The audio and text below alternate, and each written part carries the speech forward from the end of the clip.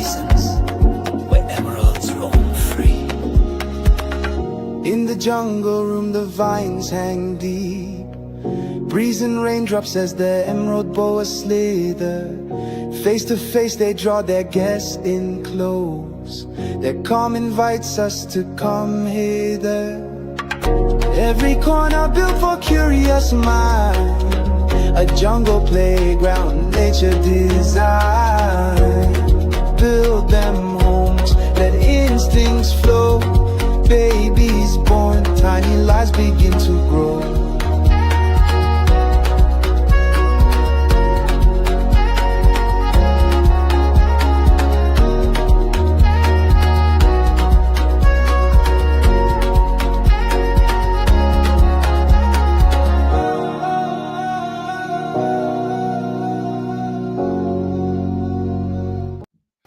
Greetings. Welcome to the Happy Basins podcast on the Untamed and Unhinged Reptile podcast channel on YouTube.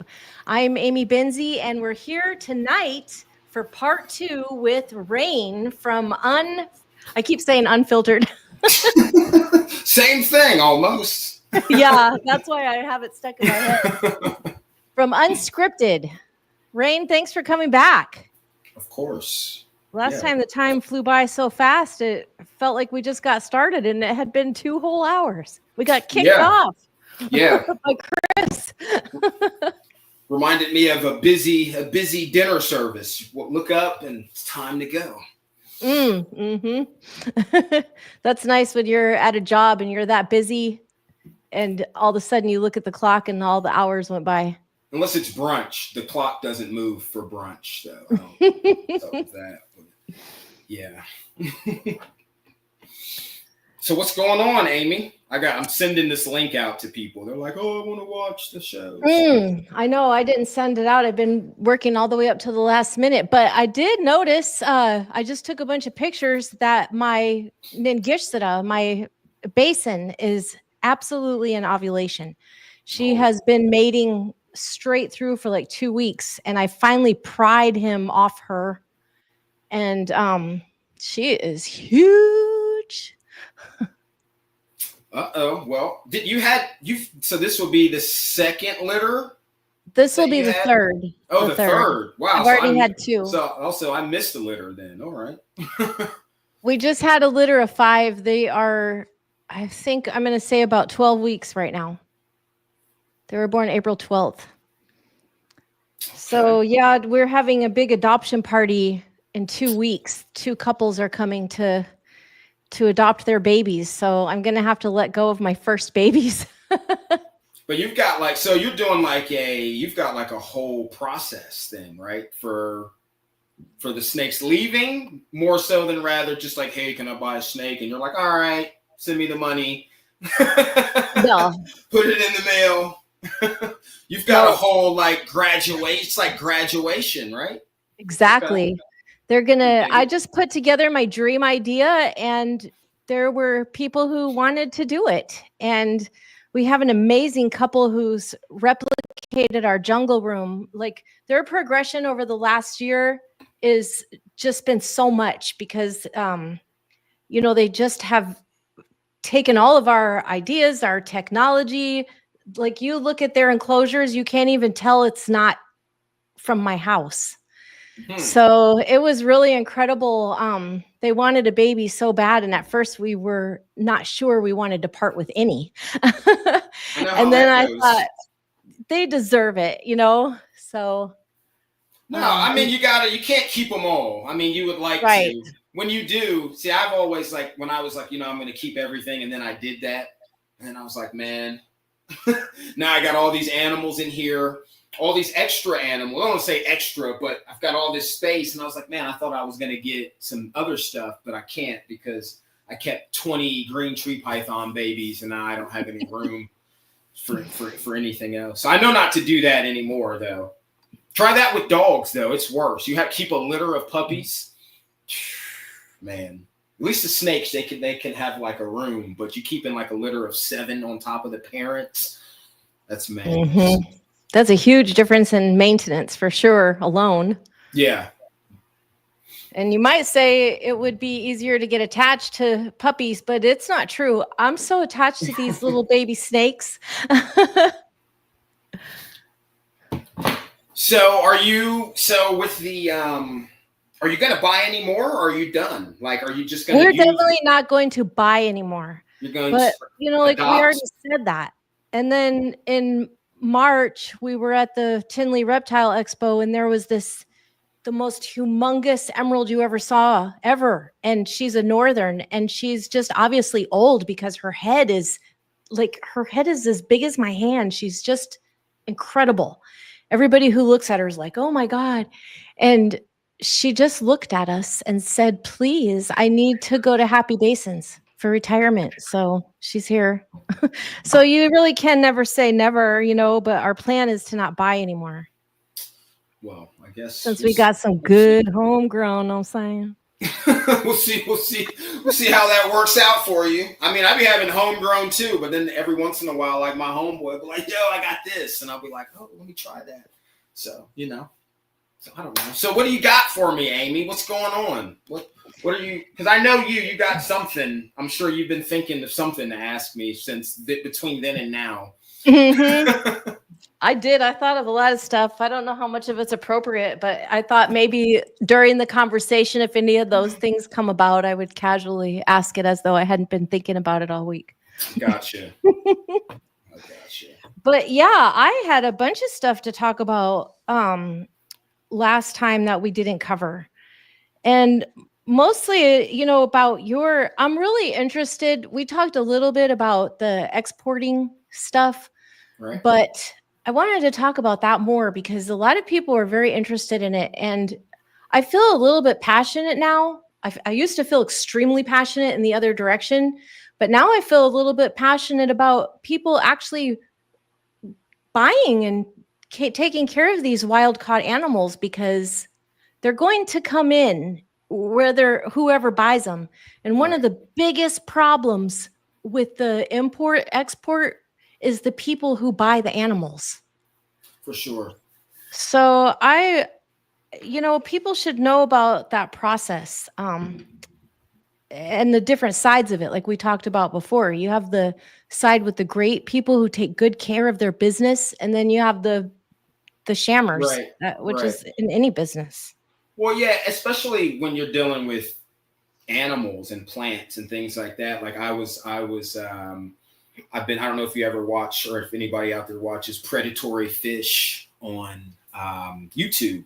And so they're always in China a lot, and they go to all these like private collections, and you know they have all these people like. But the one video in particular, they were dealing with stingrays, and I was always like, man, I'd love to get a stingray. But I was like, that's a lot of water. I don't want to deal with that.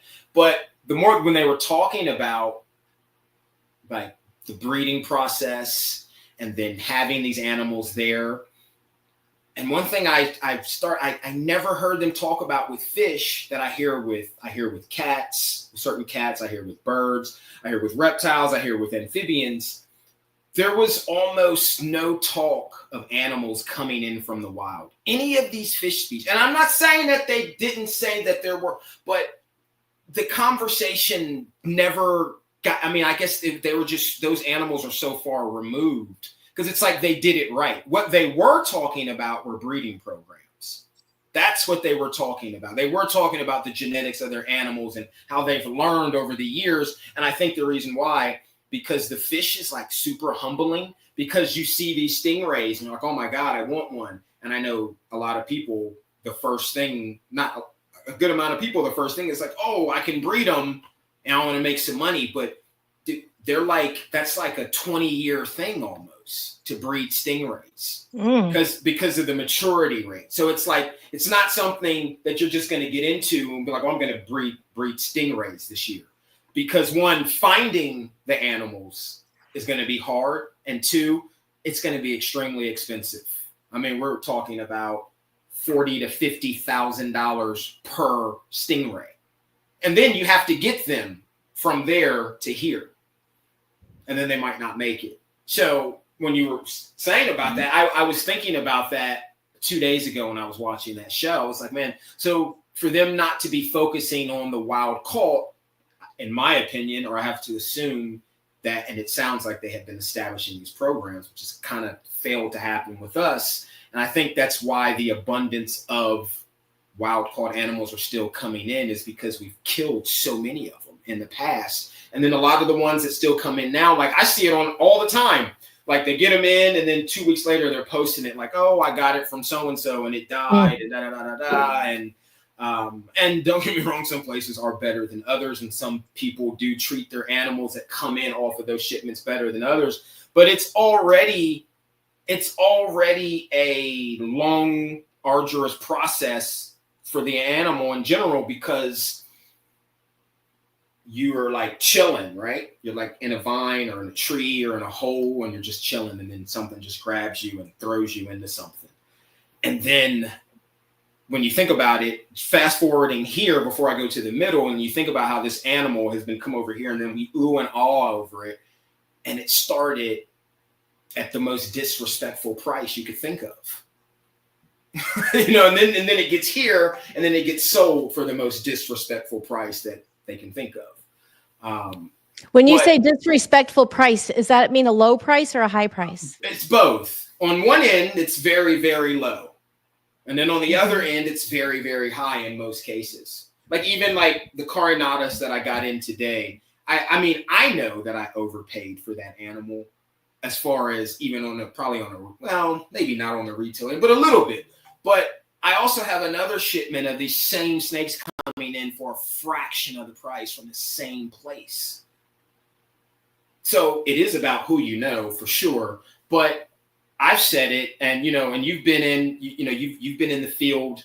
I've been in the field, and a few other people that I know. I don't know a ton of people that have personally, but I know that we all come to one conclusion, and it's like, man, I don't ever think that we needed to take this many animals. So why did we end up with so many? Well, because they were $1. That's why. And you just got to think about, if the forest, through deforestation, habitat loss, things like that, animals come and animals go. If we have since 1920 up until now imported like close to 1 billion animals in the United States alone. I know that number sounds crazy, but I can show you the actual numbers from like 96 to 99. And every year it was 25 million animals, like multiple species, just in the United States alone. So where are all those animals? That's what I remember. I said a little something about that last time. And so that kind of is a reason I wanted to go over there, because I didn't know what the process was. And actually when I talked to Eddie, Father Blue, when he came back and he had like his epiphany, and he's like, man, I don't think I want to do this anymore, not to that scale. I said, brother, I felt the same way. And then I started thinking about humans, and then I threw all that stuff out the window. But there's still a wrong way and a right way to go about things. And that's why you see some animals that come in looking better than others. But a lot of these people depend on this to eat. Exactly. So trying to tell them something without giving them something in return is not really going to work. So they're going to continue. And like you said, so then the animals are going to come. And then the problem over here now is so-and-so just wants it because they saw it and it's affordable. And we always see the messages like, oh, don't buy wild caught, buy captive bred. But let me say something about that. What good is a poorly bred, captive bred animal to a wild caught animal? I mean, in normal circumstances, the captive bred animal, of course, would ideally be the way to go for many reasons. But if your animals are trash, then what difference does it make where you get them from? That's how I see it. So you're going on the positive of bringing new blood into the mix. For the right people to do the right things with. We have brought a lot of beautiful animals in, millions and millions. And like I said, just in 4 years alone, 100 million animals came in. So that's a lot. It's kind of ridiculous. as someone who breeds animals, when I think about that, when I'm like, bro, I could have taken like 3 males and 4 females, and I would have been good for like 20 years. Why do you need all those animals for? I don't understand. Oh, well, I guess maybe because you don't know how to breed them properly. So you got to think green tree pythons at one point were like $25 on a retail price list, not even a wholesale. And now you go on like Morph Market and they're anywhere from like 6 to 10,000. Right? Mm-hmm. But the reason I'm saying that is because by breeding standards, people, I'm saying this, I know I know a lot of people in the industry will hear me say like, oh, he's messing with our money. Oh, well, I don't make money like this anymore. And it's because I realized what was happening. And it's not with everybody, but it's with certain things. All right, so why is it that if I take a Doberman and a poodle and I breed them together, that's a mutt, right? I can't get but so much money for that dog, right? Now, if I took 2 poodles and bred them together, obviously I can get more for that poodle. So why is it that we can take localities or species and cross them as F1s and sell them for more than both of the animals it costs to make them together on an F1 unproven, untested animal you don't even know anything about? You just sold me a mutt as a designer animal for $6,000. How do you know with reptiles? I mean, like with dogs, you can look at them and see. Well, they'll tell you, right? Well, so like with the green tree python people or the carpet people, or so it'll be like Jayapura crossed with Sorong, right? We got green tree python guy in here. He knows exactly what I'm talking about. Morelia. From a breeding standpoint, a real breeder. If I brought any of the breeders that I know in here who have been breeding for generations, dogs, frogs, cats, horses, chickens, and I told them I was going to sell them an animal from over here and an animal from over here that now are under different species. That's another thing I've been wanting to talk about with that as well. But and cross-pollinate the localities, right? And then I'm going to sell it to you for more than both of those animals were worth on an F1. They're going to say, so you're what I just said. So you sold me a mutt. It's not a pure Sorong and it's not a pure Jayapura, whatever that may mean, as far as localities with reptiles, because like we said, if you weren't there, you really don't know. But let's just say, so whatever. So I crossed 2 localities and now I want more money because I'm calling them a designer. Ideally, you shouldn't be saying anything until you're like 5 or 6 generations in. We shouldn't even see those animals because that's brand new. That's crazy. That's like the jungle corns. You cross a king with the corn snake, and then that's an F1 hybrid. I don't even know how that thing's going to reproduce. So you could do that. Yeah, that was one of the first. I think. Don't quote me, but that I remember and that I know, that was the earliest hybrid that I know of in the United States. There may have been more, maybe undocumented, but the jungle corn I think in 89 or 90, because I was still working at the pet store and they had one and I was obsessed with it. And they're like, yeah, it's half king snake, half corn snake. But the earliest hybrid that I have found to be documented was Australia Zoo. Scrub python into carpet python. So, but I'm just looking at that from a breeder standpoint is you sold me this and this, and they're not even the same thing, and now you want more of them.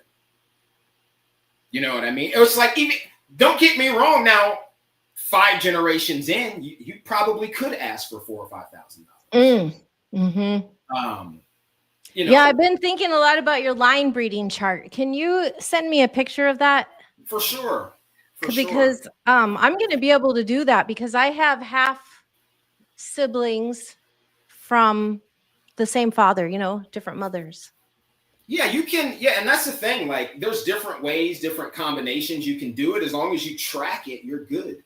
So I think, having said all of that, that we definitely do need wild-caught animals, but I do think we should respect quotas. And even though we hear about quotas, they really don't get respected.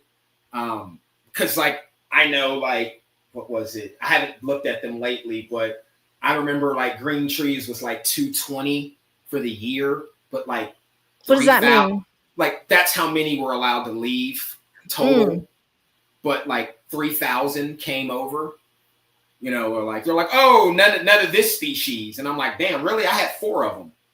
Like, you know, like, yeah, they're not on the list anymore. Like, really, I just got 4 of them in though. Like, what do you mean they weren't on the list? Like, it's not the same for everybody. Like, depending on who you are, it's different. Like, I mean, you look at Dan. Dan is the only person that's gotten farm footage, that takes Dan Mallory, that takes anybody in the, none of these other people have taken us into a reptile farm, but Dan has built up that rapport. You know, and Dan is someone who now is treating animals for nido before they get over here. I've talked to Dan about that. I've talked to him about the insurance. Dan has even made a brilliant suggestion. He was like, man, you know what you're saying is excellent. He said, it would be great if you could start it at the farm. So then that way the paperwork would start there. The farms that are actually breeding the animals, I don't think that all the farms are just breeding the animals, because they're not. A lot of that stuff comes in and then it goes out. Comes in one way, goes out another way. So, but yeah, keep in mind, people, like, you are being totally overcharged for these. I can only imagine how much you may have paid for those basins. You know, I don't even want to know, but I know that I've seen some of them go for like 20K, and I'm just like, why? Look, don't get me wrong. Here's the thing. If you got an animal that you feel is worth a certain amount, I just need to know why. Well, those emeralds that are going out for that price, the reason why is clear, and they are designer emeralds. You know, like, of course, we have Ed Marino with his very designer emeralds. Right. And then, like, Steve Volk has designer, but his are natural designer. He doesn't do any crazy stuff. He just, you know, cross pollinations. Yeah, like, his kind of stuff is the kind of stuff you could actually find in the wild. See, and that's maybe not commonly. Right. That's what I like, the wild type stuff. Don't get me wrong. I look at all that stuff and I'm like, oh man, like, this stuff looks cool. Like, those are awesome looking patterns. But then I'm like, man, I just wonder what the genetics like are on that animal though. Like, that they don't even understand. Like, when you put all that melanin into something, in order to put all that in, that means something had to go. What was it? Well, you definitely see the newest generations of these basins are small. Well, and that's another thing. Infertility, smaller animals, like, all you're seeing. Remember what we said last time was, you're starting to see the results of all the poor breeding. Now it's starting to come out. And a lot of people are trying to, like, not get you to pay attention. I mean, I'm not surprised, but people are like, yeah, bro, they're using filters on their animals to sell them to you for a higher price. And then when it gets there, it doesn't look anything like it did in the picture. And I'm like, bro, that's where we are right now. These animals are like spectacular on their own without any human intervention. But of course, humans, we have to intervene. You know, it's just never not going to happen, you know. And no matter how perfect things are, humans are going to be like, you know what I mean? Like, what can we do here? So that's where we have, and it's not a stab at anyone, because I've said this before, there is a right way to go about almost everything, but nobody wants to wait. That's the problem. Like, you know how many people call me and they want to breed immediately. I'm like, yo, I just got these so-and-so. They said you're the guy to call. I'm like, you just got them when? They're like, today. I'm just like, click. I'm like, no, bro, it doesn't, like, you probably don't even know anything about the animal. You know, somebody told me today, we were talking about something, you know, like mentalities and personalities and like what's happening today versus 10 years ago and how people think and how they do things. And it's almost like, I don't know. I see a group of people that are kind of like afraid to be themselves and speak out and do the things that they want to do because social media has like this hammer that'll come down on you. I've been there. Yeah, I know. So then you have some people who get over it, and then you have some people who actually just become it. And then some people who you don't even hear from them anymore. And those are a lot of those people, those are the people I want to talk to. They don't want to talk because they're afraid of what might happen if they say this or if they show that. Like at the end of the day, bro, it doesn't really matter, because some of these people who are saying this to you, like, you know, they keep water snakes in sand. You know, right. Right. I know. So, yeah. I don't know. It's humans. Weird. Well, you know, not just the animal as far as the exporting, because I feel like we can't just dog it. Like you said, we can't just say stop doing it, because we do need those animals for all of the reasons you just mentioned, but also the fact that this is a way of life in other countries. This is just the way it is. You have a whole string of trickle down where this money feeds small villages all the way, you know, to the exporters. And it's not a lot. And that's the thing. And they get a fraction of what we pay and what we make. That's what I first thought when you said disrespectful prices. Yeah, the first thing that hit my mind was, what does the trapper get? Yeah, they don't. Yeah, the no, bro, it's literally pennies, like literal pennies. You know what I mean? Like I know that I'm guilty of buying those animals. You know what I mean? Like I have never not been in anywhere and said like that I did not participate in that. I did, because that's how I know about it. I know exactly what they were doing. I know exactly what those animals cost. And with anything, like I can grow weed and I can sell it to you for $1 because it's mine.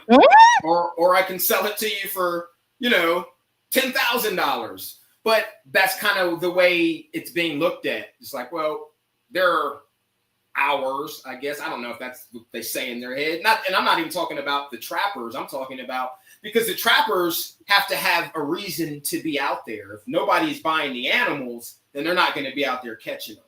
So there's somebody somewhere else directing traffic. You know what I mean? And then there's somebody else directing traffic again. So, you know, there's a lot of that. So, but yeah, the whole, and here was the sad thing about it, is when someone went over to one of these places and saw that and was like, man, I want to help these people. I really do. I want to come up with a way that they don't have to do this, and, you know, give them other ways to feed themselves. And then they got accused of trying to sabotage the reptile trade. So is the reptile trade more important than those people over there? I mean, because you can't even, without those people, those animals don't come over here. So clearly those people are important, especially to the reptile trade, to any animal trade. So I guess I'm being led to believe by the person who did that is that those people's lives are not that important when it comes to their reptile collection. Because one, that wasn't even true what was happening. Like, he just generally wanted to help people. And what exactly wasn't true? I missed that part. Well, so someone they went on a expedition, did some research, you know, saw some things and was like, man, these people are really struggling over here, even with this, and we're taking advantage of them. Like, surely we are. Oh, you're talking about Dan. No, not Dan. No, not Dan. No, someone else. I'm talking about Eddie. Eddie was the person that went over there. I mean, it's not a secret. We already know. And anyone who knows that will know who the other person is who did that. So, no, he was just like, I want to help these people. And he got trashed for wanting to help his fellow man because they're like, oh, you're going to mess up the reptile trade. So screw those people, even though you need them to keep the reptile trade going, but screw them. Because I guess he'll go out there and catch him himself and find out it's not so easy to get him back over here. But yeah, so like we're really, in some ways we have made leaps and bounds, and in other ways we're like 20 steps behind. So we're in the middle of our own battle, really. You know, we're in the middle. I would love to see us get over that hump, but I just like to go out and talk to people about animals, but unfortunately, dude, have you seen, like, in the news lately, there's just been like a rash of like negative animal stuff, like reptile, dog, like every other day it's something. I'm just like, bro, this is crazy. Like so-and-so got attacked pit bull, some such American bully, so-and-so snake, or such and such found an alligator in Maryland, or you know what I mean? Like 6-foot alligator running around. Like, man, what is going on? Like but all that stuff leads to, hey, I think we got to do something about this, people. These guys got all these crazy animals out here. And then what is in the UK, they're pushing this positive list like a little bit harder than they normally do. So we'll see what happens with that. What's a positive list of what they allow? Yeah, which is mainly like the stuff that's already been here. Cresties, ball pythons. But, you know, they're not going to I don't know how it's never been done on a reptile on a national scale or an international scale. So I don't know, like sometimes they try to grandfather stuff in, or you can keep it, but you can't, you know, when it's gone, or I don't know what they're going to do. I don't know how they plan to do anything, but if costs keep going up, then the cost to feed your animals is going to keep going up as well. So, and then obviously then the cost of animals are going to go up as well.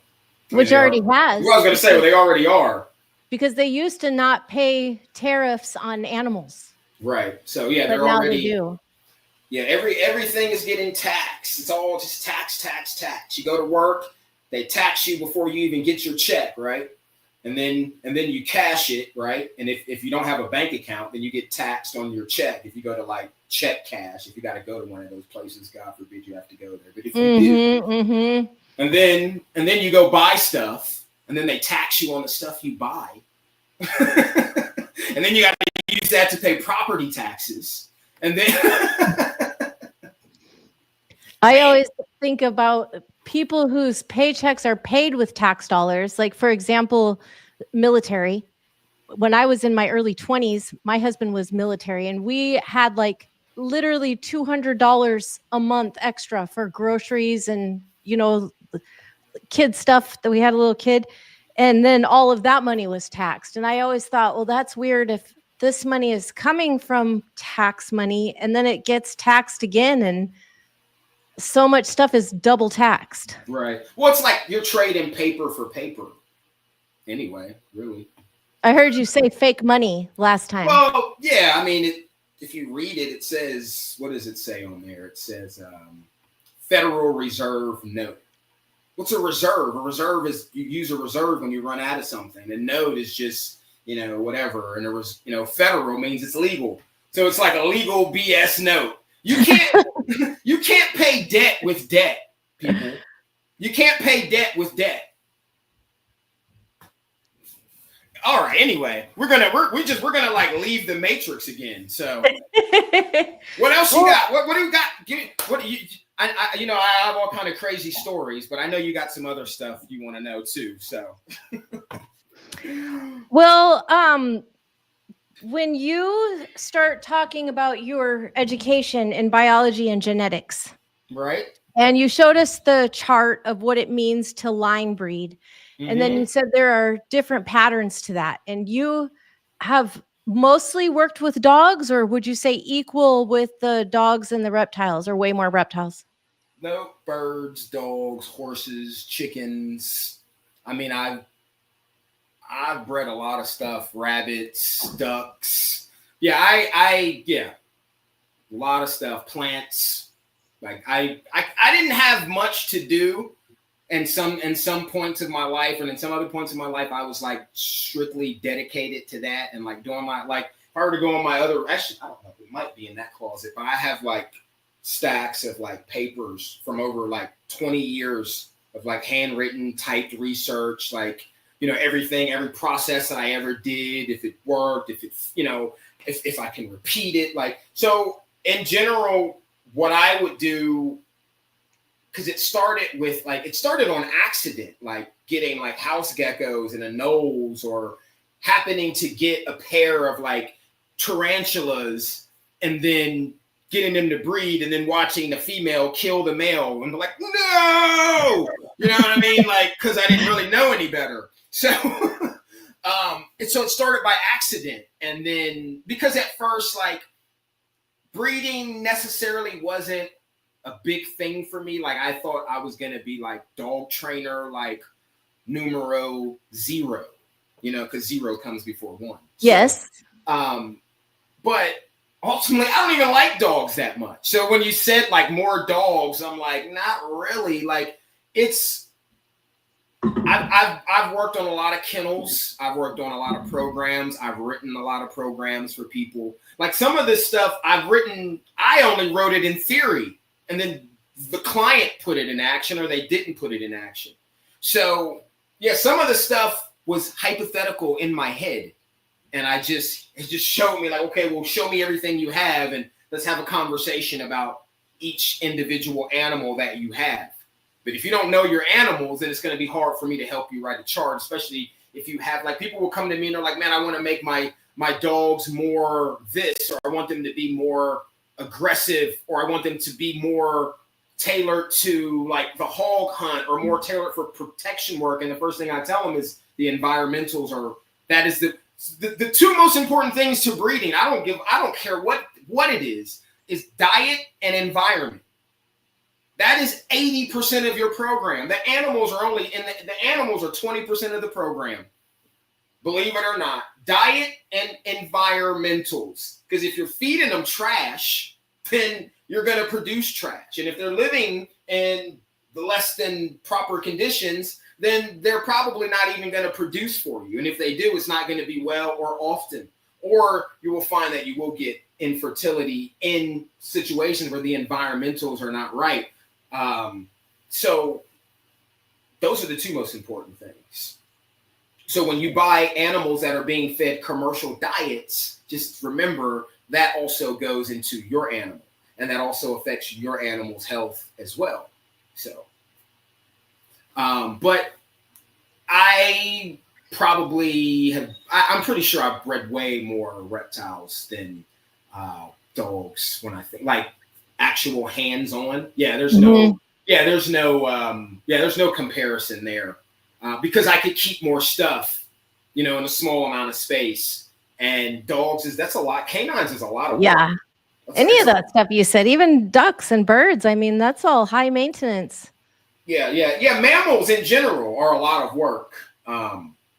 So my rule is, one, I don't really let anything in my house that can't like hold its own. Like, you gotta bark, break through a window if you think somebody's coming in here, or, meat, rabbits, eggs, something, but you have to do something. Like there's nothing stagnant in my house. So, doesn't necessarily have to be like for financial gain, because honestly, I'd rather just like trade stuff. Like I trade stuff with my neighbors all the time for like deer meat, and then I give them stuff and they'll bring me, the stuff that they go and hunt, because I don't go out and hunt anymore. So I haven't done that in years. But no, my reptile breeding, but I did apply everything, anything that I've done with mammals on a proper breeding program has definitely been applied to any reptile program that I've done. But the longest running program that I had was green tree pythons, because that was the snake. That's why I always kind of revert back to Morelia. I started with carpets.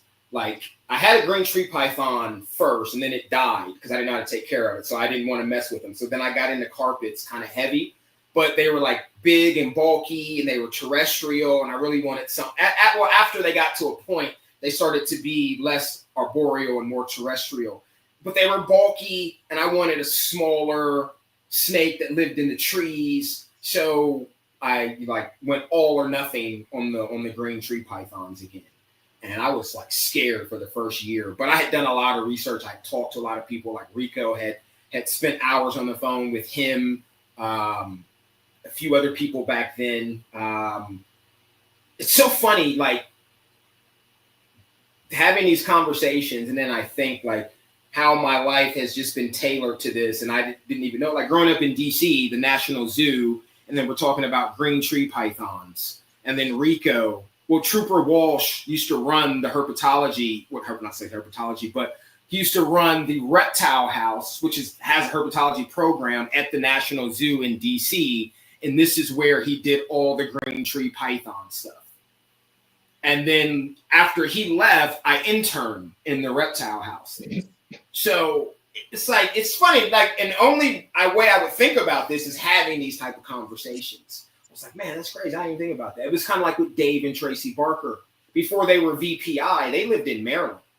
I've been down to Hartford Breeding Center 2 or 3 times because that's where the reptile show used to be. But I never, and I think that's the show that I went to, but I'm not really sure if I went to it or not because I don't know. It was just weird. I just had this vision of another show, but it's like I felt like I was there, but I really wasn't there. Like I don't know. So I don't know. I just say 2, maybe 3 shows, but they were called the Hartford Reptile Breeding Center. And, you know, then they moved to Texas and then they started doing their things there. Like, I don't even think Nerd was around until like 96 or something like that. So, yeah, like when like we're talking Reptile and Amphibian magazine. That's before Reptile magazine. And I think that was only like, I think they only had like 12 issues, and then Reptile magazine just kind of like took over. It's weird times thinking about that, man, going in because you don't even really see magazine stands. Dude, I'm reminiscing like crazy right now. Yeah, dude, wow. I remember. No, what were you gonna say before I? Well, I was just gonna say I've heard you talk about your collection of articles and notes and just a. Yeah, I got in a lot of trouble over that stuff in the libraries, cutting out pictures and articles from all the books and from their archives. Like, yeah, then they get the books back, and you know, people would get them, and then they would check and see who checked the book out. Yeah, I remember, like, got that phone call. And the first phone call, and we went there, and there was like a stack of library books like that high, and so we get in there, and so she's like, yeah, you know, there's some questionable damage to the library books, and you know, his name was the last one on there, and so because I went to check out a book, and they wouldn't let me. They're like, yeah, you need to call your people. I'm like, I could have ran though. I could have ran. What did you do? I had to call. And so she came, and there was that stack, and they started explaining it to her, and they're going through, and you should just turn in the pages. You know, when you cut stuff out of books and how the pages just flop. They're like that man that you see at the car lot, and he's like, yeah, that's how they were. They were turning the pages. They're just flopping around, like. And they're like, yeah, the page is missing. And then you go in my room and you can't even see the paint because everything that I cut out is there. Every map, every dog, every snake, every bird, every fish. And then I got lines drawn with the string attached to the pin and everything that you can think of. And then I got all these notes. And then you got to figure, bro, I'm like 10, 11, 12, 13, like trying to write pamphlets, you know, that no one's ever going to read. Like, but I'm like, yeah, I got tarantulas. I'm going to write me a pamphlet. Like, because I don't know if anybody remembers, but back in the day, you might remember this. They used to have the black and white pamphlets. They were like that big. They were thin. They were like maybe 20 pages at best. And they'd have them for like newts, tarantulas. So like, I remember when I first started like wanting those. And I was like, I'm not buying you those books. It's like $5, and you're not getting this stuff. She's like, you keep asking. I'm like, all right, that's what you think. You ain't gonna get me this, then I'm just gonna take it. So I did. And then she'd find the books, like, how'd you get these books? And well, if you're not gonna buy them for me, I'm just trying to read, bro. You're talking about education this, education that, and then I'm asking you for a book. And in my head, I'm like, if it was a math book, you would buy it, though. In a way, it was. I mean, it was a math and science book, right? Yeah. So, he said someone wants to buy a book and there's no pages. No pages left. They're flinging around. Yeah, that's what would happen. So, yeah, I spent a lot of time just like researching what I would do if I ever got the chance to do it.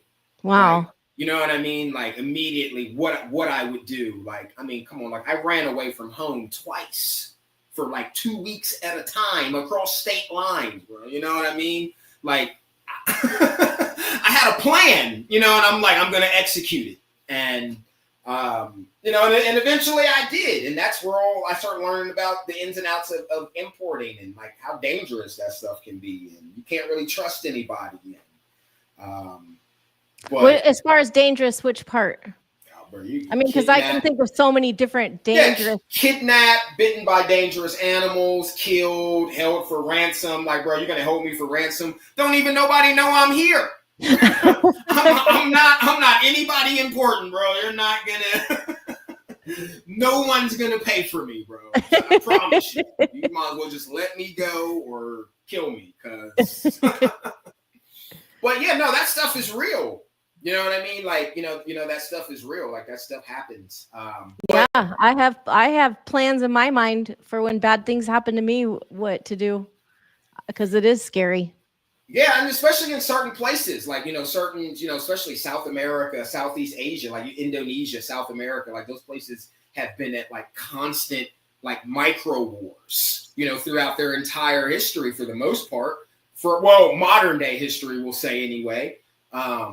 But yeah, and some of that stuff still exists. I mean, you know. Oh yes. You know, and a lot of we talk about all that stuff that happened in like the 60s, 70s, and 80s. I mean, with, you know, like the cocaine trade and all that stuff coming in and, you know, coming up through those ways. And as a lot of people don't know, like all that stuff ties in. It's still there. It's still there and it all ties in. Don't think that a shipment of reptiles coming out of South America isn't attached to a shipment of cocaine, because it definitely can be. So you really, when you start to know things, or even human trafficking, like, when you start to do things and know things, that's what kind of makes people like, oh man, I really love these animals, but I don't want to contribute to that. You know what I mean? Because I've seen some stuff. What you just said is the exact point that I really wanted to say, or that I try to say, is that yes, the animals are imported. It's mean for the animals. It could be connected to drugs, trafficking of humans. All of that stuff is true. And all of that stuff is going to continue to be true, whether or not good keepers adopt those wild animals. Right. It's all going to keep happening because it's a business and it's very embedded and ingrained in the societies where those animals come from. So I saw Chris say earlier, I heard wild caught is the worst. And it's true that it can be. Anything can be. You could buy a captive bred something and you don't even know if it's really captive bred unless you know the person. But right. Well, I prefer, I'll be honest, I'll take wild caught over it, unless I know you, kind of what you just said. But that's like me with anything. Like if I go to buy a game dog, you told me that you got a hog dog, let me see. I'm not buying that dog until you show me both of those dogs' parents on a hog or some video footage. That dog needs to be tested and proven. So that's why I was saying, it's like, what good is a captive bred animal if it's been bred poorly? Yeah, if it's been bred properly, great. But, you know, everything started somewhere. But you got to think, like, there's a lot of misconceptions about wild-caught animals. One biggest conception is that they're all full of parasites, and that's not true. Like, they've done studies, and this is why you can't stop listening to the experts. These guys don't do studies. They're not doing research. They just know that they might know a little bit more than you. So they're also making money. They're also making, for sure. But they're bred animals. They already said that, right? Because if you don't buy from them, they're higher priced animals. Because these same people that tell you don't buy wild caught are still buying wild caught. They're still buying wild caught. I know, because I'll be selling it to them when I used to. When I used to sell, I know that. Don't let them lie to you. So, like, that's the thing. It's like they've only out of the research, it's only been 70% of wild caught animals have come in with parasite loads or extreme parasite loads. Obviously, these animals are in the wild living with these parasites, just like we live with parasites, and they're living. They're what we have to assume is the full spectrum of their life. And that's another topic. I don't know when I'm going to get to talk about this and how, because there is no research on this. And I hate the fact that there isn't. We don't even know how old these animals really are. So all this 3 years old to breed an animal, that is BS. If this was my show, I would have said something else. But that has just been the common denominator, the common number for 80% of the species. The common factor. I'm trying to change the world from saying denominator to factor. Well, factor, yes, that is true. That is true, because that is very true. That 3 years old is the breeding age for 80% of reptiles and amphibians, and that is garbage. A 12-year-old girl and a boy can have a baby. It does not mean that they should. So how do you know that 3 years old? You don't even know. Like we have an assumption about dog years, and then as more research came, they say, well, actually, it's more years to one than we actually thought it was. It used to be 7. Now they say 12. So what is one human year to the equivalent of one reptile year? You don't know. So you assume, because you've been told and you use that information, that 3 years old is okay. And then you have some species that have shown you that 3 years old is not okay. And that's why you don't get any results. I mean, look at the Bolins. Like even before they even want to recognize that they were trying to breed that animal at 3 years old, now they say, oh, well, we try it at 4 and 5. Of course you do, because it wasn't working for you then, and it's barely working for you now. The reason why is because they don't want to keep the animals outside. The guy who's had the greatest success has already proven how and why he's had the best success. Yeah, people have gotten one here, a clutch there, but there have been more unsuccessful attempts with that species than there have been successes. And then you have a guy who sets up in Costa Rica an outdoor pen, and boom, he gets it just like that. And then we're still like, no, I'm going to force him to breed in this little box. I do not care what they think, what you think, what he did. Because, I got a lot of books on PDF, and I was reading the Mark O'Shea book the other day, the Guide to the Snakes of Papua New Guinea. And in there, he talks about the green tree python, right? And he distinctly says for diet, he says for juveniles, and I've been telling people this, I went over there, he went over there, and we said the same thing. He said lizards for juveniles. Now I said lizards, I said geckos, but lizards and frogs. So he said he observed lizards for juveniles and adults were eating mammals, and that there was no evidence that birds were any part of their diet at all. Not to say that they don't grab a bird here and there. We've never not said that. But here's the reason I'm bringing this point up. So you got a man who is a herpetologist. He is a herpetologist. He went over there. He documented this. He brought the information back. Yay, everybody's like, we love Mark O'Shea, right? Everybody I know likes Mark O'Shea, right? So why are you going against this man's information and you're still telling people, oh, the reason why your green tree python's not eating is because you got to use chick down or quail or this or that or this. So you basically just said that science does not matter unless it's convenient for you. The reason, let me tell you why they're still having trouble with these animals 50 years later is because they want them to eat birds. So that is the energy they give off, and that is what they keep putting in their RNA. Remember, people, these are not breeders. These are not geneticists. These are people who are cosplaying and saying that they are breeders, and they're not, because any breeder knows that everything that you do goes into that RNA file. So if you keep giving them the scent of birds, their parents, and then you breed that into them, they're going to pass it on through the RNA. So now you have animals that ideally should be eating frogs and geckos when they're babies that now and still will not even eat birds 100% of the time. I didn't have all those problems. So, because I use lizards and frogs. So Where did you get all those lizards and frogs? Catch them. That's all you could do. So one thing I have never bred is I've never bred amphibians. Never. I have frogs here, but I'd like to, but I'm not that much into amphibians. Like I love dendrobotids, phyllobotids, Phylomedusa. I love hylidae. I love tree frogs, anything like that. But I've never bred them because everyone that I know that breeds them, they talk about rain chambers, and so I'm like, okay, well that's like a whole new setup. So that's like basically like me creating a hydroponic system for weed, but for frogs that's big enough to walk into.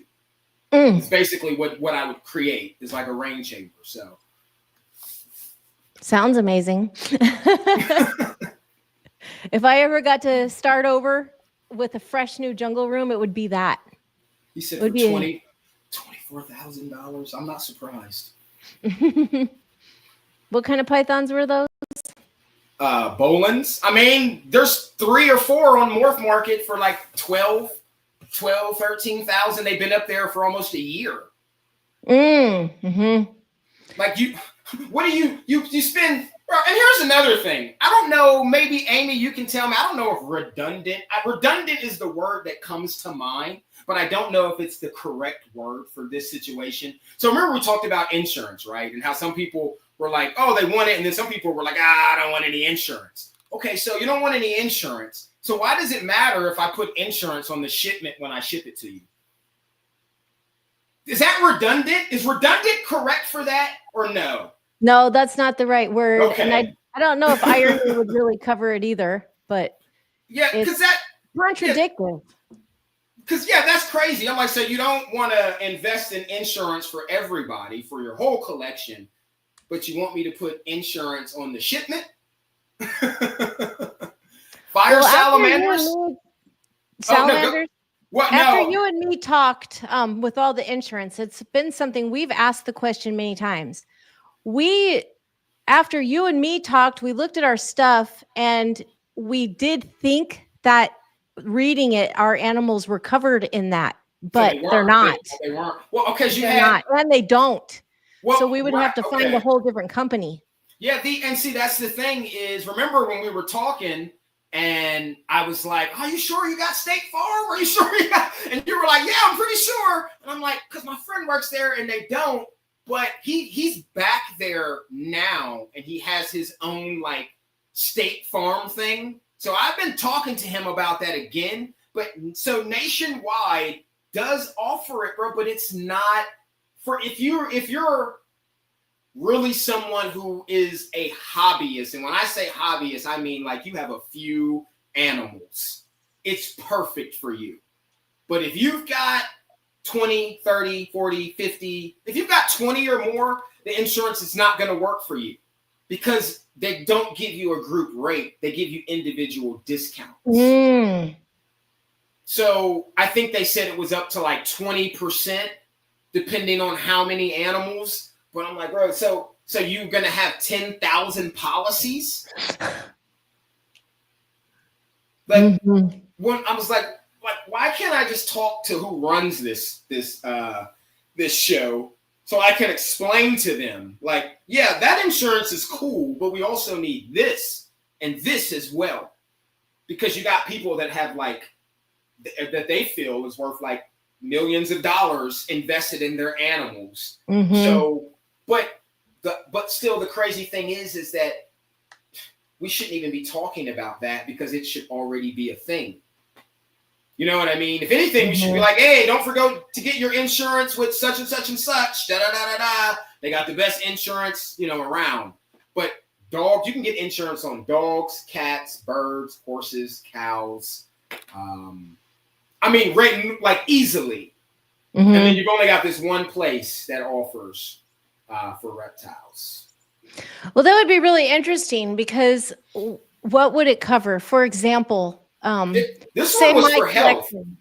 Yes, right. Like I have all of this. Right. And I brought in, if hypothetically, or those of you who know, maybe not, I brought in a wild caught emerald into this house that I did not do a good job with quarantine and that spread and there was something wrong and it spread to everything, then how would insurance determine? That would be like kind of almost like setting your house on fire. And see, and the problem why we haven't been able to figure it out is because we can't sit down with anybody and explain to them those things. Like what we do have. So what I thought about is that one, I wouldn't register any animals that didn't have a NIDO test, and that no animals could be insured through the registry that didn't have a NIDO test or any testing that may be needed for that reason. And then obviously the other question came in from all the people with the mutated animals. Well, what are you going to do about us?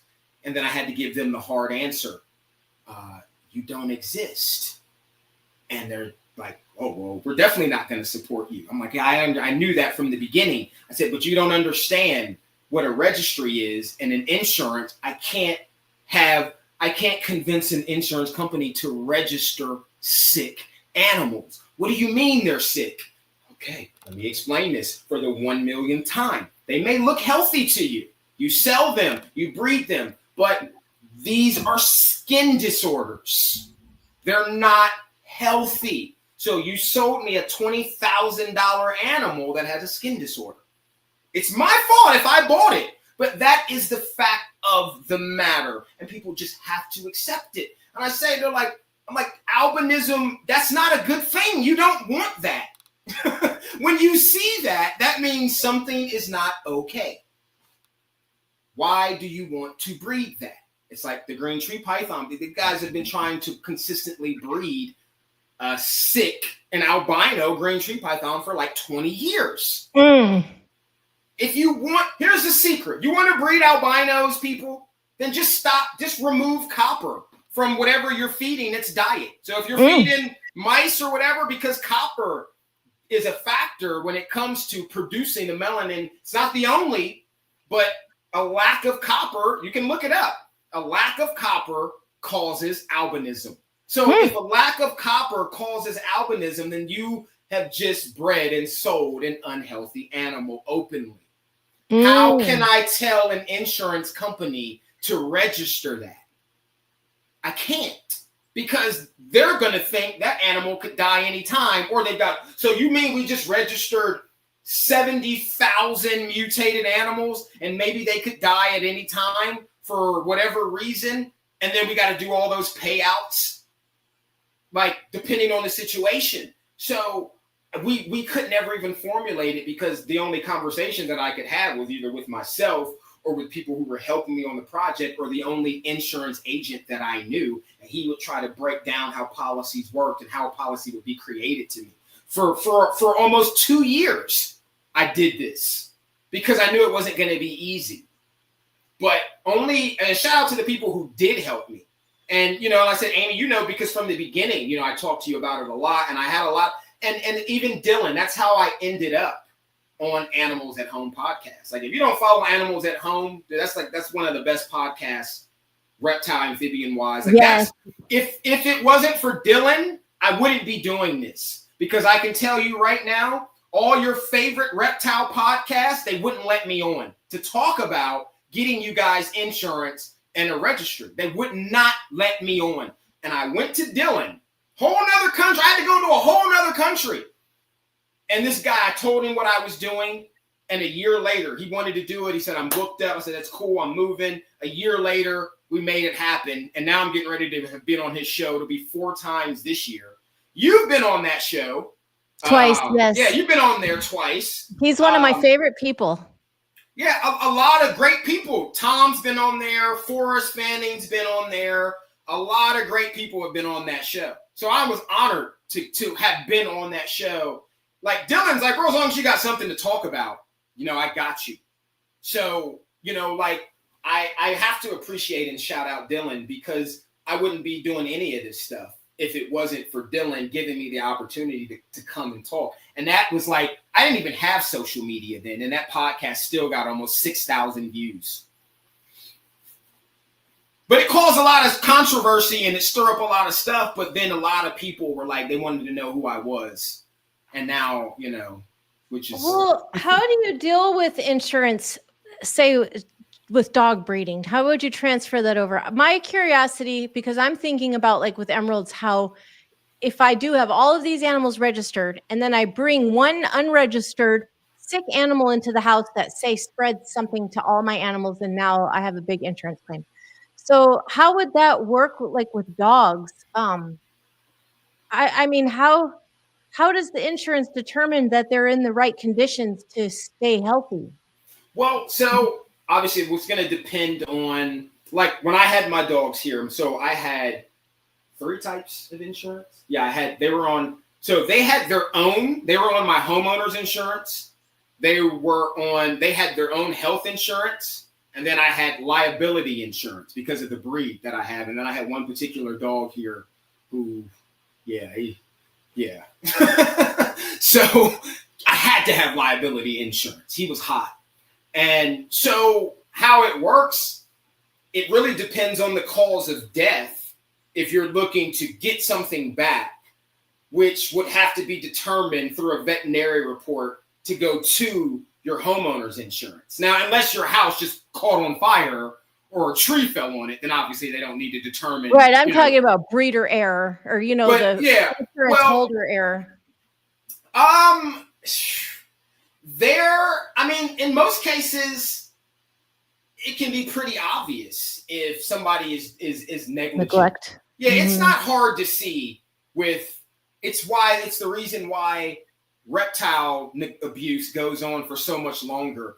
Dogs and horses and the mammals in most cases don't go through abuse very long when you look at exotic animals, because no one knows I got these animals in here. So if I was that kind of person and I wanted to not do this or not do that, there's no one here to stop me or to say anything about it, because no one even has to know. But your dogs, people know, and people will call, but most people don't like reptiles. So if you were abusing them, your neighbors would probably come over and help you. You know what I mean? It's like, anytime I'm like at the gas station getting blunts and I'm like, oh yeah, I just got a new snake, or I'm on the phone talking, they're like, oh, I'm going to come over and kill it. So, yes. And I'm like, with dogs, like, unless you just don't bring that dog out, like for instance, I guess that would be okay. Here's a super crazy story, reptile and dog related, kind of falls in what you said. You might know this person by name. I mean, but it have to only be by name. So this person is not a reptile or animal person at all. I don't know if anybody in the comments will know this person, but you can Google her, people, right now while I'm telling the story. Her name is Susan Lindauer. Now, if you do know this person, it's because her brother and father were politicians. And she did a lot of work. Actually, she was a whistleblower for 9/11. This was my landlord before I moved to Colorado. And wow, you talk about something crazy.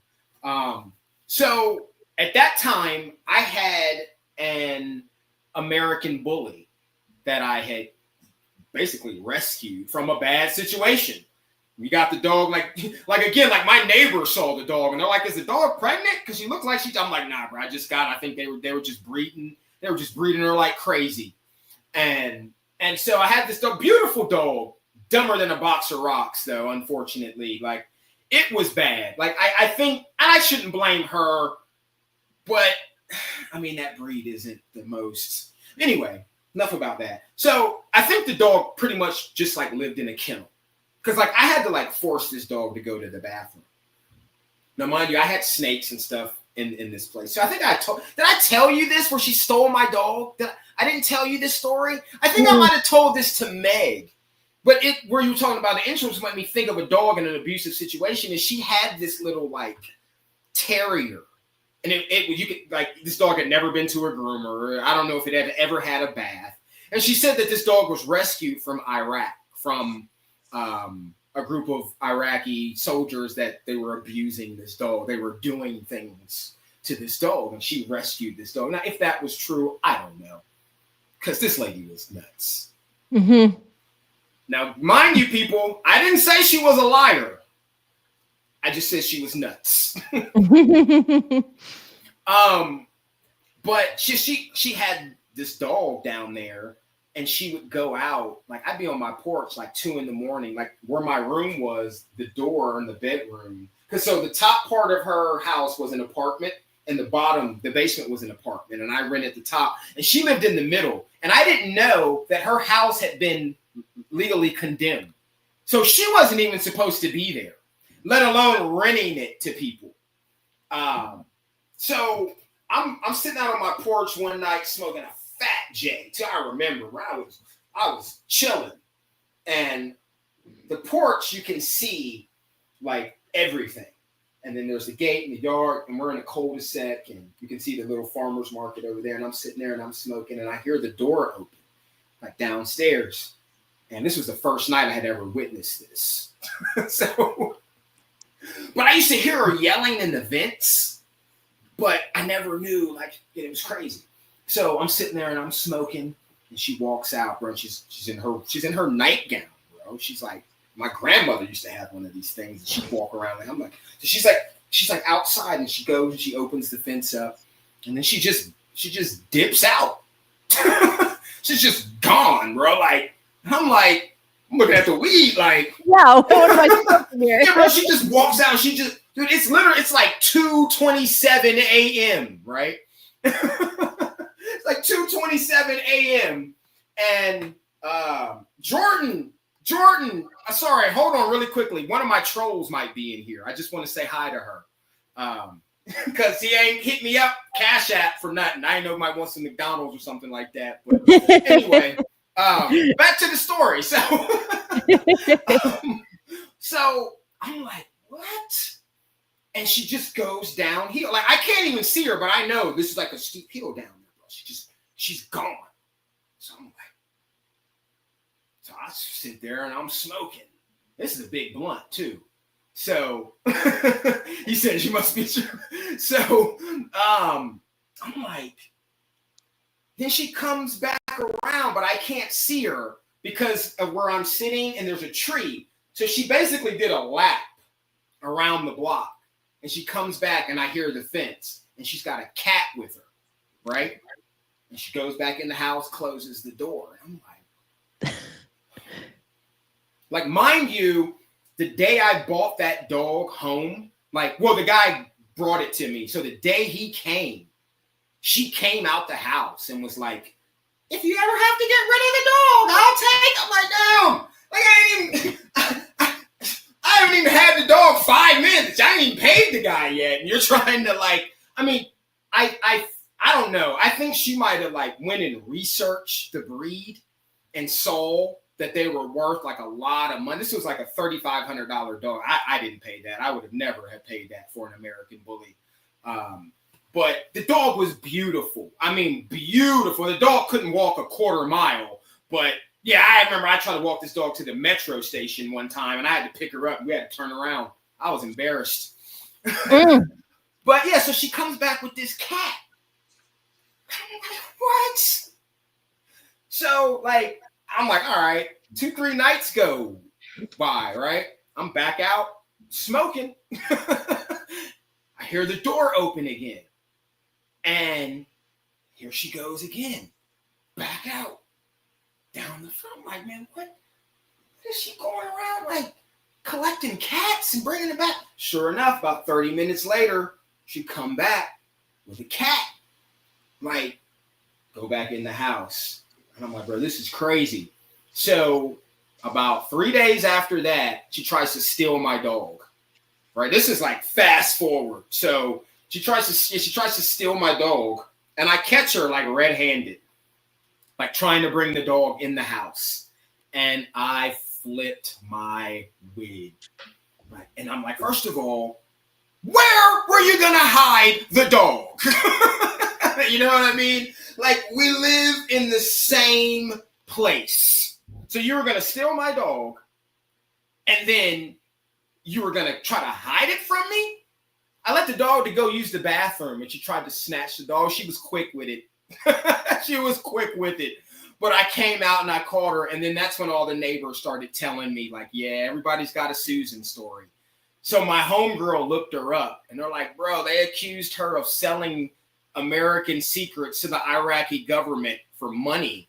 And then they locked her up in the Brink without a trial in Corpus Christi for like a year. And then she came back and was like nutso. So yeah, the police, I had to get a restraining order on her in her own house. Her own condemned house. In her own condemned house. Where she called animal control on me and everything. Like said I was abusing the dog. And I was out walking the dog and I come back and it was raining. And there was 2 animal control at my door. And I'm like, what's going on? They're like, yeah, we got reports of an animal abuse. And my neighbor was out on his porch. And he immediately stepped in and was like, no. He was like, I'm not even about to let that go down. But then they looked at the dog and they were like, I don't see any. This dog looks happy. Tail was wagging. Like, looks like it might be a little bit overweight. Like if anything. And so, after that, bro, it was on. It was on like Donkey Kong. So, like, the police came and it was crazy because they all knew her. Everybody knew her, brother. Everybody knew her. And I was listening to them argue with her through the vents. And she's like, you better respect me. I've done more to fight terrorism for this country than anybody since this country has been established. And one of the cops was like, Susan, I can't even say what he said, but he was basically like, shut up and sit down. She's like, you're not going to talk to me in my house. He's like, this ain't your house. This is nobody's house. He's like, you got people living upstairs and you're trying to rent the basement out. Like, oh my goodness, man. It was crazy. It was crazy. Oh, Susan. No one ever found out whose cats she was taking, or they were apparently the neighbors said that she's been doing that for years. Like just going and getting random cats and bringing them home. Like, listen, bro, after they told me it was condemned, so there was a door. So like I said, I'm in the attic, basically, that has been converted. And there's a door. So where my bathroom is, there's a door that goes downstairs to her apartment. And this is where the washing and dryer is. So if you want to wash there, otherwise you just go around the corner. There's like literally a spot right there. I never wanted to go down there. But after she tried to steal my dog and all that stuff, dude, the first chance I got when she left out of that house with her homegirl, I went down there through that door. I picked that lock and I went down there, and it was terrible down there. If I had known that, I would have, man, I tell you. I mean, there was dog fur, cat fur. There was poop on the couch, on the table. There were like cat, I guess, bowls everywhere, like up on everything. Like, I'm like, how are we not smelling this? How am I smelling this upstairs? Like, this is crazy. So, yeah, I knew I wasn't going to get my money back, but I was like, bro, this lease is non-existent. I was moving to Colorado anyway, but it was came a little bit sooner than I expected. So yeah, I'm glad you already had a plan, because that was an emergency evacuation there. No, Susan, she, like, every day that I would bring that dog out for a walk, she would ask me, "You sure? I'll give you 3 months on your rent." I'm like, lady, if something does happen, I will not let you know. She was an animal hoarder. She couldn't resist it. That is crazy. It's crazy. I'm gonna I want to just go back to David real quick, because I saw a comment up here from David. It was earlier about bringing a new animal in as a biosecurity issue, and they should be tested before entering your home. And yes, that's true, but not always a feasible thing to do. For example, if you do want to get a crate of exports, no one's going to test those for you before you get them. And then the second thing is, you just have to have a really, really good quarantine procedures, because another example with emeralds, and I know the green tree pythons have a different version of it, but there are terrible contagious diseases that can be dormant. So we have one animal in a very strict quarantine right now, a very special animal that I would not have, with this level of quarantine that we have to do if it wasn't such a special animal.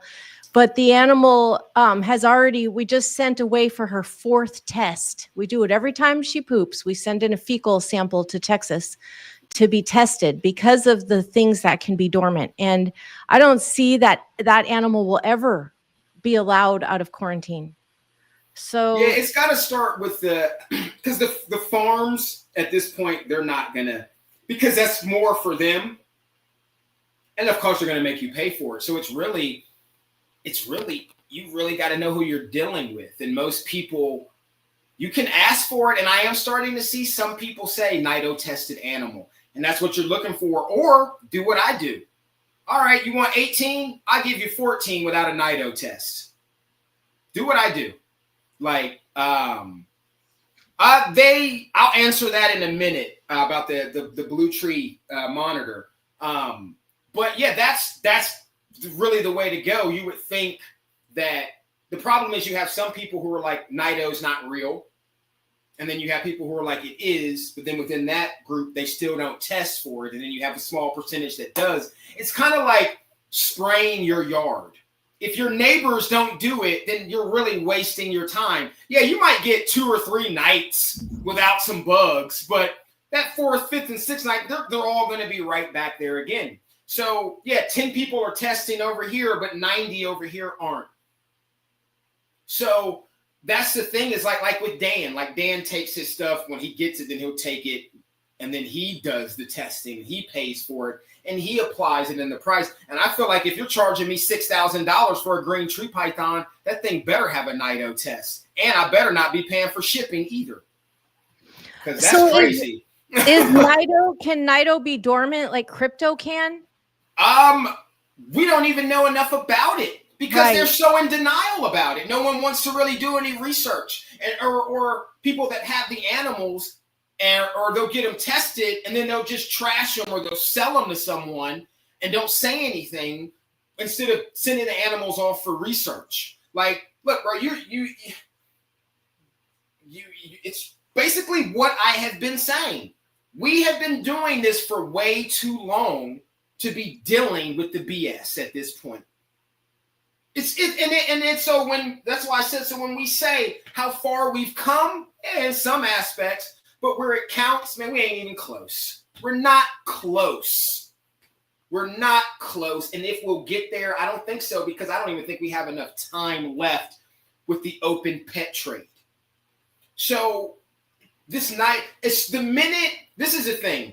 If the reptile community, the herpticulture community was run like the canine or the feline or the equestrian community, then the minute NIDO came into existence, they would have, like AKC would have dumped $20 million into researching that. Why? Because they have it. And then when I say that to people, they're like, oh, well, USARK doesn't have that kind of money. Well, we can get it. Well, they're not like the AKC. Well, dogs aren't like snakes, you clown. So so it's not going to be the same. You have to make it for us. But if you've never done it and you don't understand it, then you're not going to understand how and why a registry is extremely important. Because one, it makes you look professional. It gives you, like I said before, and I always say, it gives you the money to go to war with not just legislation, but infectious diseases and things like that.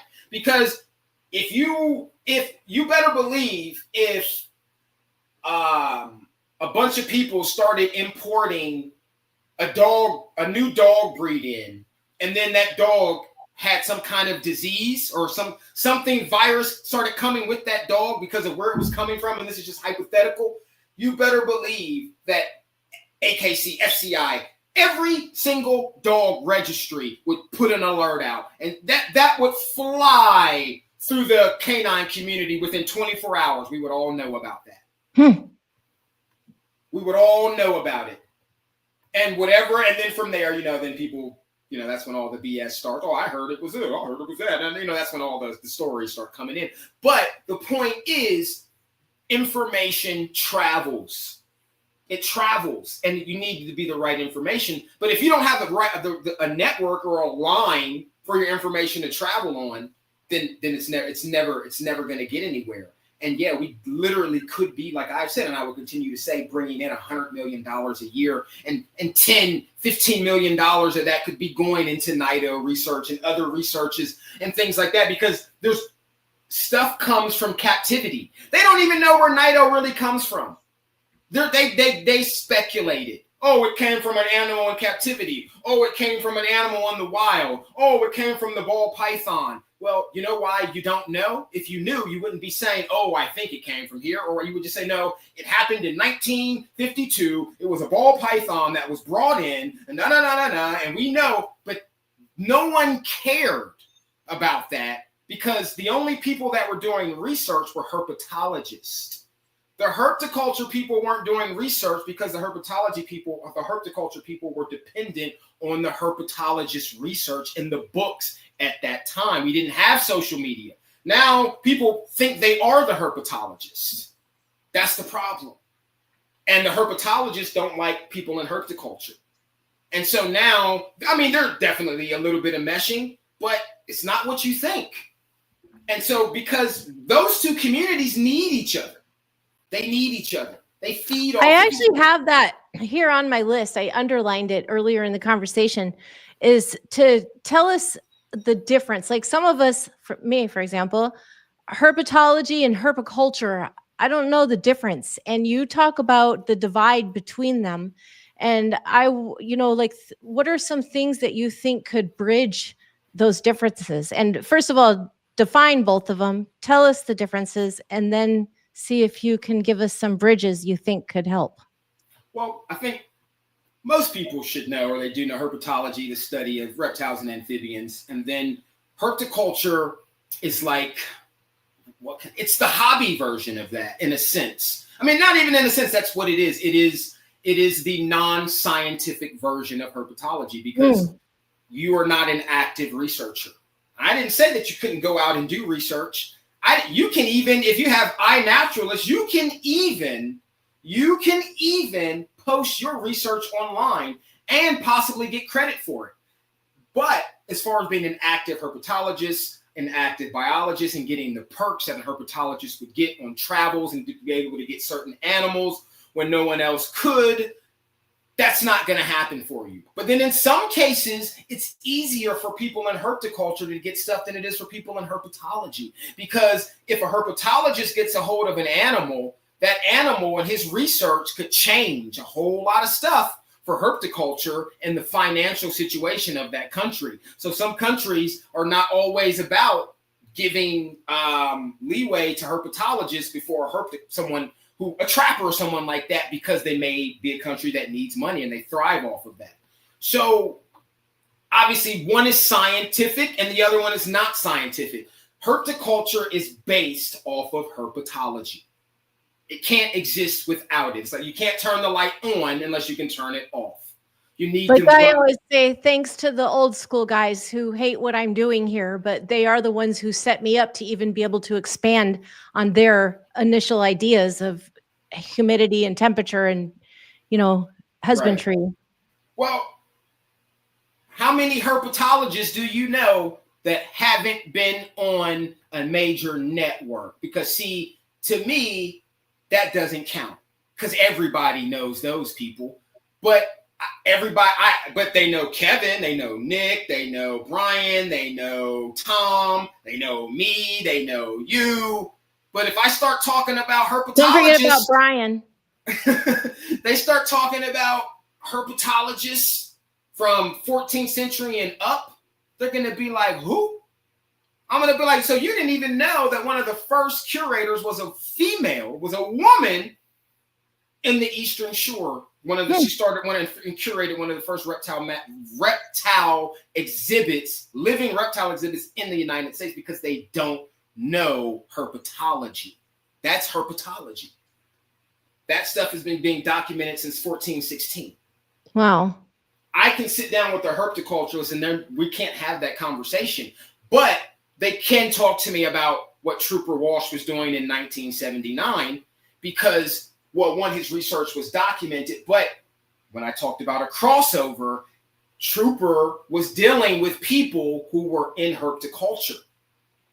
So there's always going to be that because people have friends. I have friends that are vegans. Doesn't mean I'm going to be vegan, but I can eat vegetables, so I can go hang out with them. So it's the same thing. But I'm not a vegan. You know what I mean? But I understand it. I respect it. So, but, I'm not going to go as far as to like, say some of the things they might say towards people who eat meat. You know what I mean? Because then that's something else. Mm-hmm. So that's really what it is that the fine line is that, but now herpticulture is trying to outdo herpetology and say, no, we're the real deal. Because we don't even know any of you. We don't know none of you. We don't know any of you. So true herpetology is getting very diluted.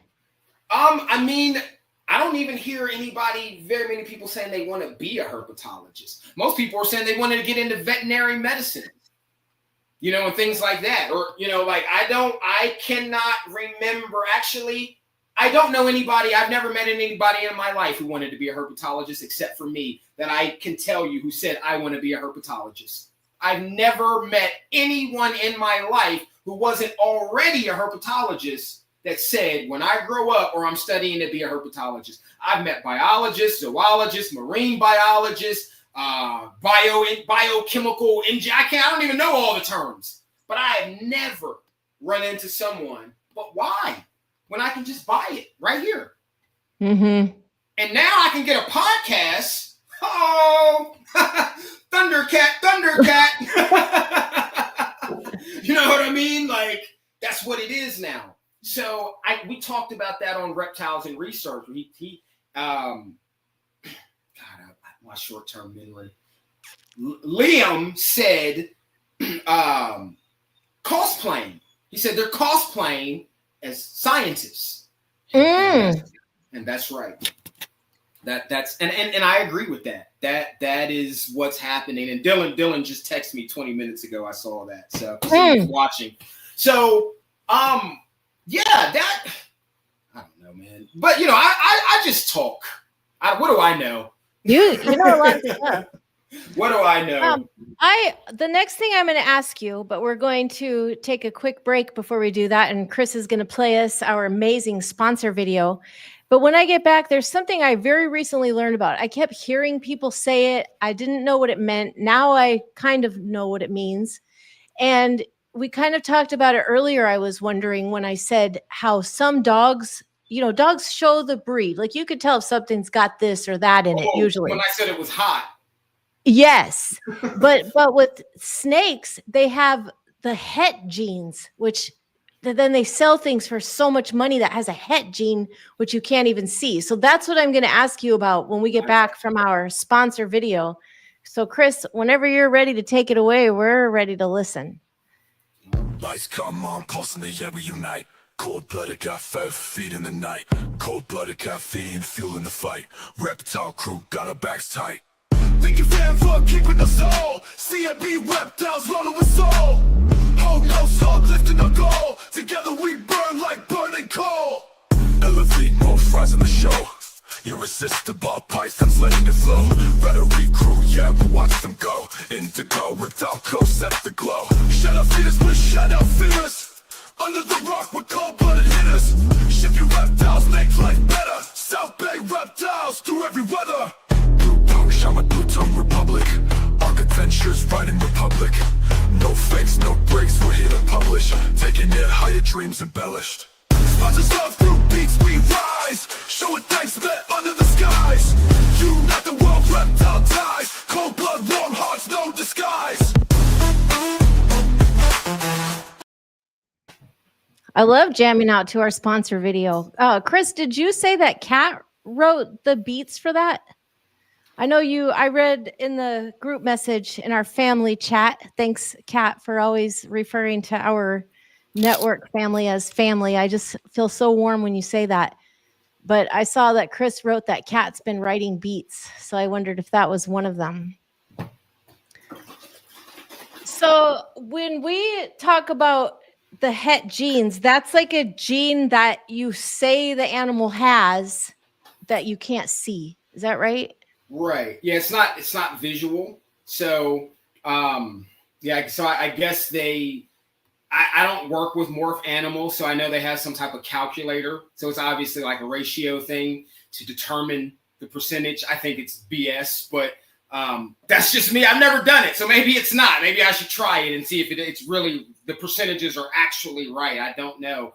But yeah, het, if it's like, oh, it's albino, but it's het for this. So yeah, that's another gene that it has within this RNA file. So it's recessive, that it passed on, but the other animal that it's breeding to, in order to get a visual, it also has to have that gene as well. Either it's got to be a visual that can reproduce that gene, or it has to be het as well in order to get it. Otherwise, you'll just produce animals that are still het for the same thing, and it still won't be visual.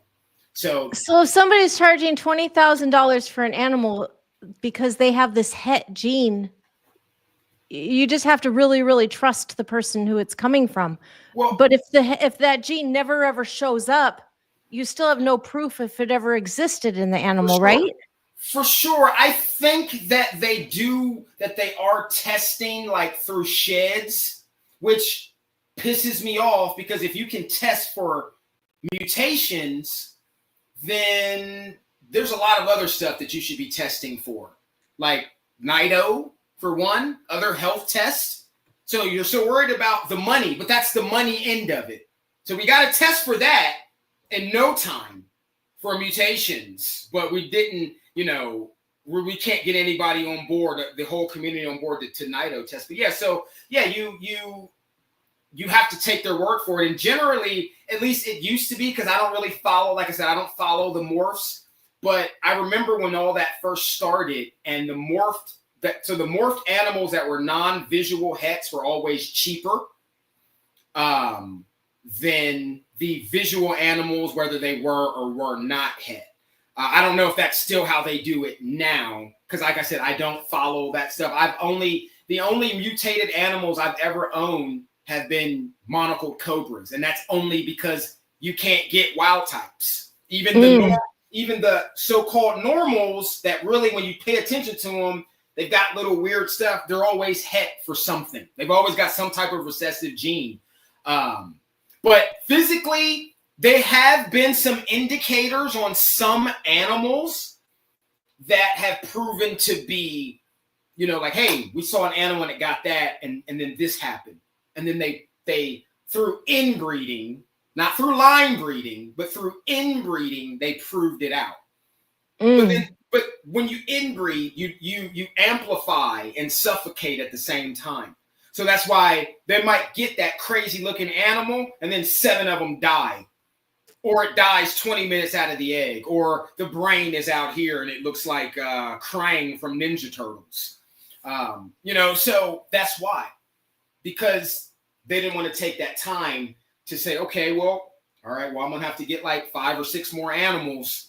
And I'm going to have to go on this long journey, because the long journey, 15 years down the road, nobody's going to be thinking about you. Oh, it took me 15 years to get this snake, da da da da da. And then you've got this guy over here who's just inbreeding this stuff like crazy. And you're like, but I want to make money. You know what I mean? You're like, but I'm my shake and bake, and I want to do it too, or whatever it said. And I helped. I don't know. What did it say? And I helped. But yeah, that's pretty much what it is. It's like, oh man, like I said, I get people call me all the time buying older snakes, and they're like, yeah, how soon do you think I can get them to breed? I'm like, never, if you think I'm going to help you. Like bro, call me in a year. Like, we're not even letting those. I just showed you, asked me about my cobra.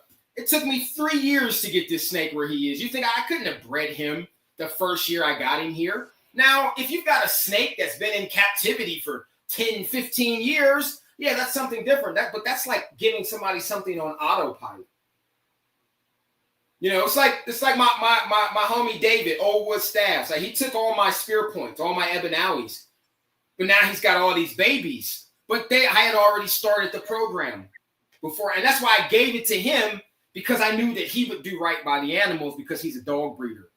Like a good dog breeder, not just a dude, just, oh, I got dogs and I'm breeding them. You know what I mean? He's like one breed, you know, this is what it is. This is my focus. You know what I mean? And so I knew that those animals would be good there. And if I ever wanted to restart a program, I can go and grab stuff and bring it over. So, yeah. But the whole het thing, like I said, I'm not going to tell you how to spend your money, but just ask questions.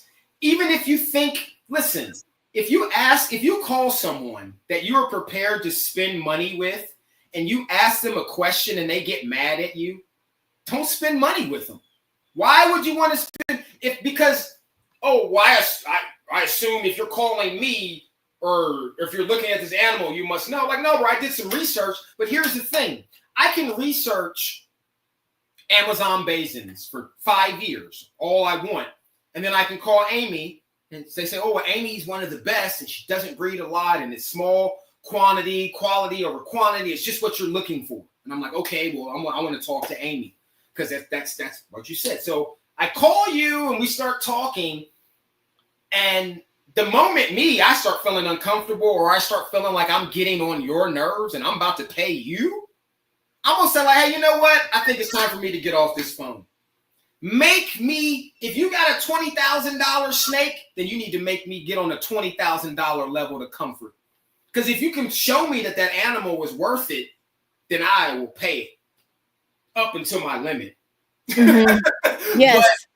But that's the thing. Like, they don't even want to talk to you anymore. And there's just like, you know, I'm like, nah, bro, I need to know who I'm buying from. You know what I mean? Like, I still talk to all the people I sell dogs to. If they have a problem, it's this, it's that. They call me. You know, what's going on? This happened. What do you think I should do? So it should be the same thing. Like if you sell somebody something, then you should be able to call that person for as long as you have that animal. And another thing, like I'm seeing a ton of this happening too, is like, what's up with like the dumping of the collections? Like, it's like you spend $20,000 to get some stuff and then you see something else and like, oh man, those are awesome. I'm about to get rid of all of my emerald tree boas and use that money to fund a whole new project. I'm like, bro, you only had them for 6 months, bro. You didn't even do anything with them. Yeah, I know, it's all good. So I'm about to get these and then I'm going to do this, and this. And then they get all them animals. And then like a year later, they're like, then I go over there and it's like all Kenya sand bowls. I'm like, damn, bro, what happened to like the green tree pythons you had? Like, yeah, bro, you know, that I just really wasn't feeling them. And then my dude came over and he, you know, I'm like, bro, that's like, that pisses me off more than anything because you don't like animals, bro. You don't like them. You don't love them. What he said, the eggs keep coming. Yeah, you don't like them. You know, it's like a tolerance for them. And those are the people, some of the people, when you hear about ban deals, because those are the people that get you in trouble. Because at the end of the day, they don't care if they really have these animals or not, because they're going to go and do what they really do. And so then we're going to be the ones that suffer. So yeah, it's the mentality, the environment, what you feed your animals, your mentality, the mentality of the people that you buy from, all that stuff is important. And I know that's like, it kind of sounds, because it's not like reptile-ish or animal-ish, but like I said in the first podcast I ever did, these animals are dependents. If you don't come in here, this animal is going to die. And then that is considered abuse. And you brought this animal here. It's here. Take care of it. Like, you know, don't slack. And don't make excuses either. Like, if you can't really afford something and you have something, like, look, dude,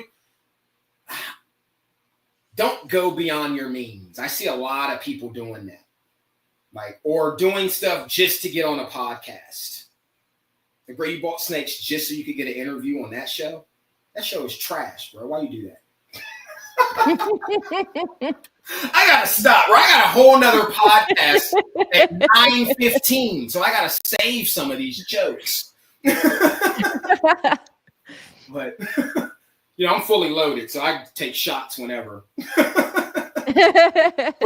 But no, no, seriously, people, like the environment, like make the people that you spend your money with do better, because some of them are great. Don't see them because we talk about like the negative stuff, but no, some of them are great. They're great. They love what they do, but there's a little bit more that are just kind of just like, it's whatever. Like, no, dude, ask about that Nido test. Ask, like, how are you breeding your animals? Like, where do you get your feeders from? You breed them? Oh, what are you feeding them? You feeding them a commercial diet? Because you may not think that that's a problem. But since we don't really know the age of these animals, like we said, we really can't even determine how long they could or should live in captivity. You took this animal from the wild. We already know that when you take something from its original environment, it reshapes it. And then you start breeding through selective breeding. This is how you get breeds of animals. We already know we have breeds of snakes, or at least I know that, and other people just don't want to admit it. But we have breeds of snakes. We already know that. So, like Amy says, they're here. At this point, what people need to start doing is, how much do you really know about the banana ball python gene, other than, oh, it makes the yellow or makes this do this? Well, what does it do internally? What does it do externally? If you're testing snake sheds to find out what these animals are het for, then I feel like you should be able to tell me if my animal has any congenital defects as well. Mm-hmm. I would sure love to have some more sure way to test these emeralds for problems that they can have. Right, and see, and like I said, no way. I keep sending the test in over and over and over again, but I don't know if it's really being looked at properly. Because a lot of people are just going to throw that dead animal out, or that problem animal is going to get quarantined, or sometimes it might end up in the collection of one of their enemies who doesn't know. One of your frenemies might send you a Nido animal. So, but yeah, no, you would think, like, since we already have all these cliques, you got all these little groups within the groups, then how come, like, bro, let me see, I want to see everybody's annual Nido test. It may sound like some Gestapo stuff, but you'll be the same person to complain when you spend $8,000 on a pair of pythons and then you test them and they have Nido. Because the first thing you're going to probably do is start talking crazy about the person who sold them to you. If you say anything at all. If you say anything at all, you might not say a word. And you could put that animal back out on the market. So I've had to tell people, and I hate to talk to anybody like this, but I'll tell them, you sell me an animal, because I test everything. And unless, like, listen, I just brought an animal in here from the last place I would ever tell or want to buy an animal from, especially because they did me dirty a few years ago on a whole nother thing. But I understand the game so well that I might not have ever seen that animal again, or maybe I have to wait till next year, or hey, who knows if next year we're even going to be allowed to do this. So what do? Oh man, it's always a chance anyway. So you just got to see. But like, if you just gotta push everybody to do better. Like, that's just been my message at the end of the day, dude. Call USARC and tell them.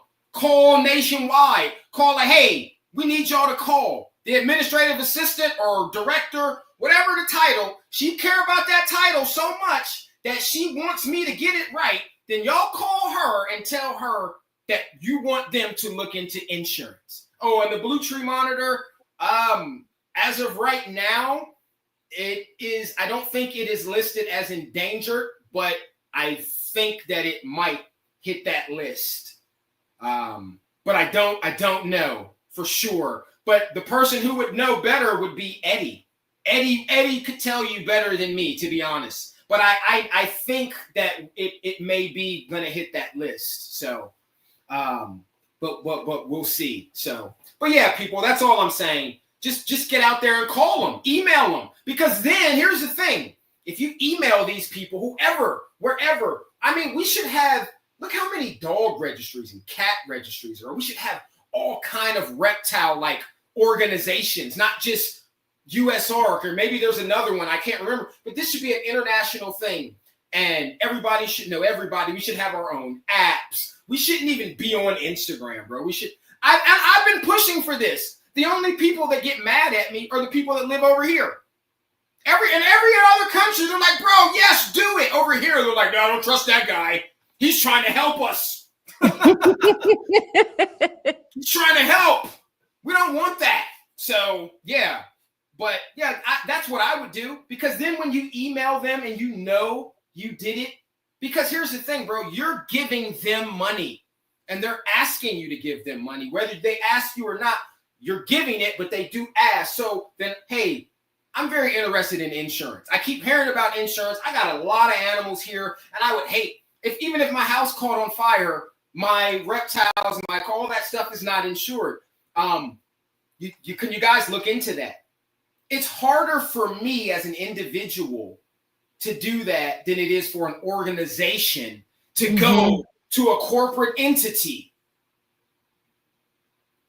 So people, you can get mad at me all you want. When I say this stuff, don't get mad at me. Ask them why it's not happening. I ain't taking a stab at anybody. I'm just saying we need this stuff. That's all I'm saying is that we need this stuff. And what other animal community besides reptiles doesn't have that? They all have it. Yeah, goats. I know people that have their fish insured, their aquariums and all that stuff. So we're the only ones, because when you're dealing with like Wildlife Foundation and things like that, AZAs, that's a whole different set of things there that you're dealing with. So, like I said, I'm just saying, when you send in your donation, ask them about a registry, because registries make their money through you breeding. If you're breeding properly, all these, you got to think, bro, they say, through my research, there's now an estimated close to like 30 million reptiles living in about 6 million homes in the United States. If only 50,000 of those people invested $600 a year in insurance, that's a lot of money for only 50,000 of 5-6 million people. USARK doesn't even have that many people following them on Instagram, but if you go to some of these other people's pages, they got hundreds of thousands of followers, bro. And people are like, oh, what's not all reptile people? I don't care who it is. They're watching. He's making money off of that stuff. So I'm just saying, send them an email when you send them. I didn't say don't support. Definitely support. Definitely. So come up with a new group. That's the problem. It should be 5 or 6 groups in these legislative meetings with checkbooks, waiting to laugh. Florida told you how much they want. They want $3 million a year. They told you. So when they went down there and they didn't have that check, and then they started banning all them scrubs, I told you, $3 million. $3 million. Money, money, money. You didn't come with no money. So there you go. So go ahead. No scrubs, no this, no that. Can't have this, can't have that.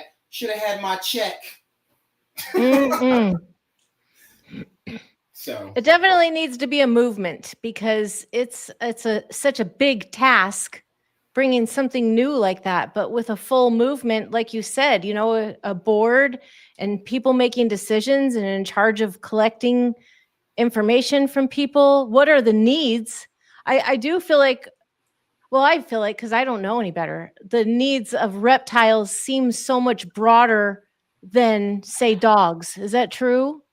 To some extent, yeah. I mean, you don't have to walk your reptiles. You know what I mean? Like, most dogs don't even get the exercise that they need properly. You know what I mean? But not even that. Just as far as like for reptiles, we have, for one example, you have Nido, I have Crypto, and every reptile has a unique problem.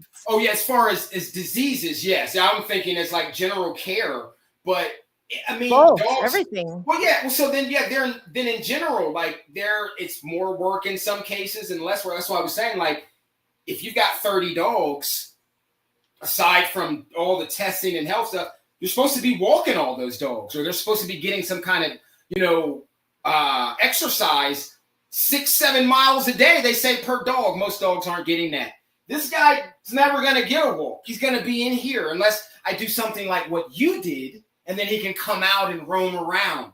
So, but then as far as diseases, yeah, every dog has a different set of similar problems.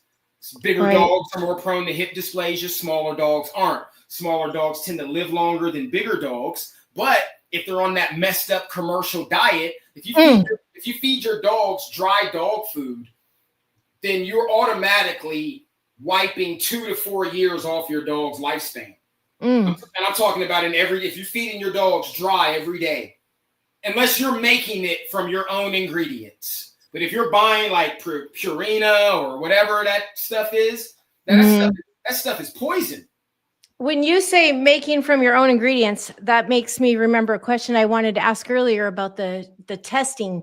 We are constantly filling out paperwork and sending fecal samples to Texas. It's like, I don't even know how many times we've done that.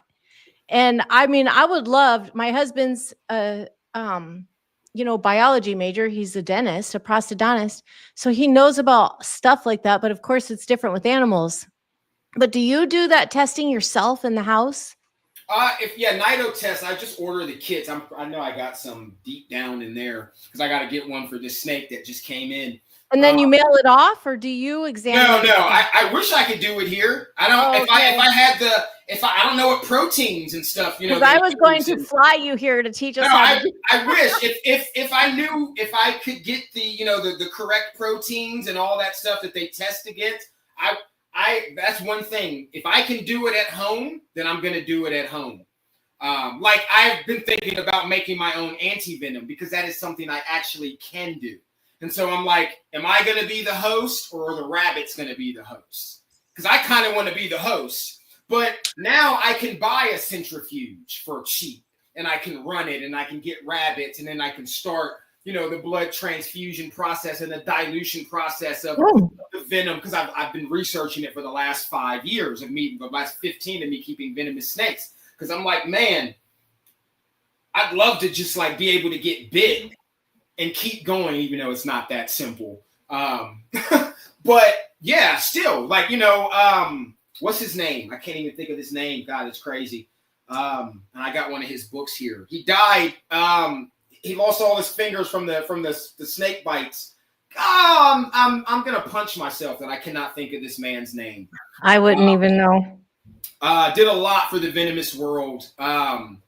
And then he ended up dying from natural causes. Everyone thought he was going to die from a snake bite, and he ended up dying of old age. And I cannot think of his name. As soon as we get off here, I'm going to think of it. So, no, not Chandler. This guy, he's older. He's long dead. God, I can't think of his. Bill. Is it? Why do I want to say Bill Blass? It's not Blast. I think it is Bill something now. I can't think of it, but that's what he did.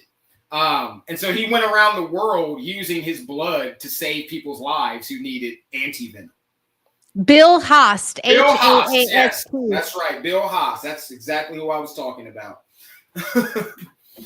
So yeah, and there's another guy who's actually doing that currently right now, who is using himself as a host. And his plan is to go around and to, use his blood for anti-venom. Like shows up on my YouTube. I must follow whatever I keep getting different things about him. So yeah, I have followed that story. It's really interesting. So see something like that, like that's to me, like that's brilliant research. And I don't know if he's any kind of scientist or he's just a normal guy who just like went all in. Because like I said, people like, you don't have to be a herpetologist, but the thing is you can't just be like saying you're a herpetologist if you're really not.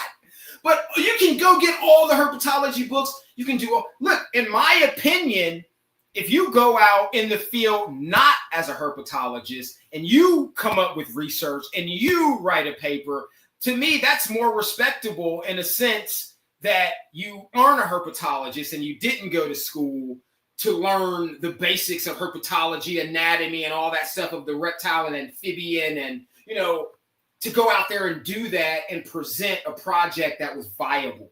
That's brilliant. That's amazing. Please do it. Then I'm like, dang, you should have just been a herpetologist. But sometimes you spend half of your life getting all kinds of degrees, and then you get to this point and you wish you would have done herpetology. Right, and that too. So, and it's, I want to say that it's never too late, because you got all kind of, I've taken all kind of online. I don't even know how many little certifications I've taken online for this or that these days. There's all types of stuff that you can do now. I think like most of the dog trainers now got their certificates online, because these dogs today are just yeah, they ain't cutting it. So I'm like, where did you get your dog training license at? ABC Dog Train 123 online.net. Because it shows. Well, before we go, something sad is happening on the comment feed, but I just want to say to Erica and David, first, David, you know, I understand that you feel very strongly about what you're saying, and I can understand why completely, but people have different views of things. For example, you know, I have all of these emeralds here. We are very cautious with our animals. We, you know, pay very close attention to everything that's going on to them.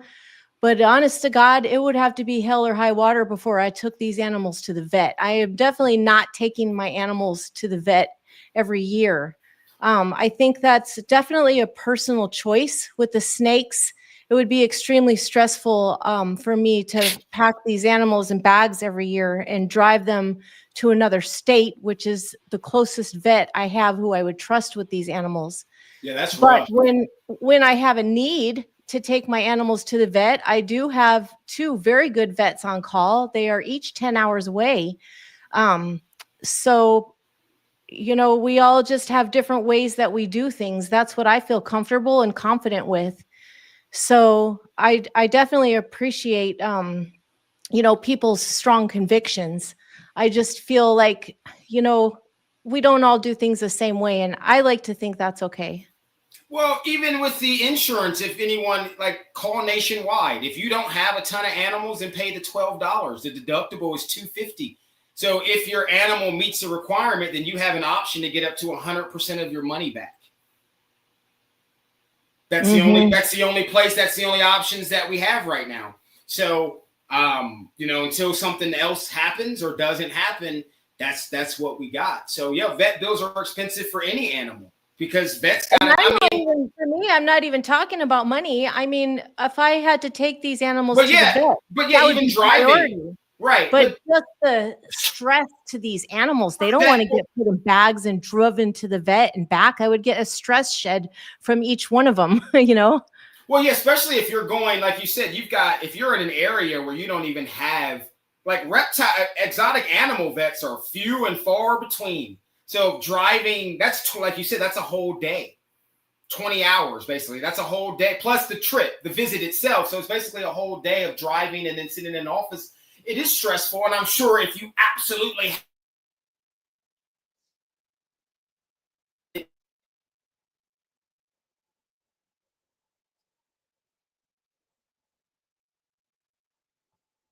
Well, he's frozen in time. Wouldn't that be interesting to have rain frozen in time? Yes, I don't think anybody seemed rude in that conversation. I just feel like, you know, people have different strong convictions about things. And sometimes it is easy to project our own convictions onto other people because we're so passionate about it. Not because we're mean, just passionate. So it was just a passionate conversation that was going on. And, you know, I appreciate that. That's what we're here for, to learn from each other and get each other's different takes on things. As soon as Rain gets back, we'll say goodbye to him, since it has been over 2 hours. And yes, I told Morelia today that it was probably going to be another 2-hour podcast. And Morelia said, well, the time goes by so fast, and it really does. We go from a time warp to frozen in time. Yes, on messages, it is hard to tell the difference between a passionate emotion and sometimes something rude. So we just have to take everything with a grain of salt, appreciate people's passions, and, do what we feel is best for us. Rain, you were frozen in time. So we were talking about how chatting together is like a time warp. And then all of a sudden we have rain, frozen rain. Well, hey, it happens, right? But we have been on for 2 hours, so we're gonna say goodbye. And boy, I sure do appreciate this. For sure. Getting to sit with you. Yeah, for sure. No, anytime we can, and if anyone wants to continue hearing me talk crazy at 9:15, I'm gonna be on a whole nother channel. I don't know why I always do stuff like back to back. One day I had to do 3 in a day one time. So yeah, everybody wants to talk to me. So well, tell everybody where to find you at 9:15 and what time zone is that? I don't even. It's mine, so it's Eastern. I don't even know the name of the channel. So if you follow me on Instagram, then I will put it in the story when I get the link, because I don't know what his channel is called. So yeah, I guess I should have looked that up. No, I know how it is. I do. People ask me to be on a podcast, and I say yes, and then I don't know. Yeah, yeah, we talked about that. So, but no, I appreciate it. It's always a good time. I get to reminisce. So think about stuff I haven't thought about in a long time. So that's I always. Well, why don't you learn how to read the tests so that we can really fly you here, and we could do a whole video and teach people how to do it. How many people would be pissed about that? Well, I got some big things popping very soon. So when I'm a millionaire next year, we might just be able to do that, because after the phone call I got today. So anyway, but yeah, no, anytime, Amy, I it's been a long time. I'm always down to chat with you, or really anybody on this network. So except for Chris, because Chris, he's just trying to get me to get a channel on here. So that's all. Just for his own financial gain. So but I appreciate it, and I appreciate everybody who tuned into the channel, everybody in the comments. So yeah, thanks everybody. Ghost, Gabriel, and if you guys didn't hear, or you might have forgotten, Ghost01 is coming here to Happy Basins for our adoption party. He's going to be our official videographer. So that's going to be really incredible. And Scissor G, Erica, Morelia, Tony, I saw all of you guys in there today, and probably more that were here at the start. So I super appreciate everybody being here. Thank you. And thanks to Chris, as always, for putting all this together. Yes. Shout out to Chris. You're gonna get me in the... Yeah, he wants you. I know. I want me too, damn it. Well, I've really enjoyed doing the podcast. I wasn't sure how I was going to enjoy being tied down to something every week, but it turns out that I really look forward to it, and I'm always excited that it's going to be Tuesday night. So I'm loving it. It's fun. Right. Well, I guess, Amy, we'll see y'all next week. I'll probably, if I don't have a podcast, I'll probably tune in. If I'm not, I don't know what I'll be doing. I always say that, and then I have something stupid to do. So I know exactly how it is. Well, thank you, Rain, and thank you, everybody. I will say goodnight now. And Chris, Tony, appreciate you so much. Good night, everybody. Ciao. Ciao. Peace out.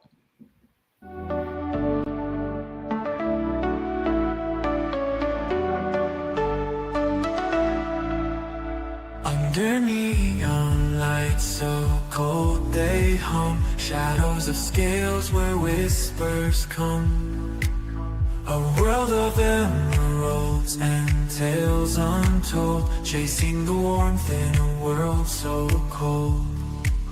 Happy Basins, we rise and glow, chondros and stories the world should know.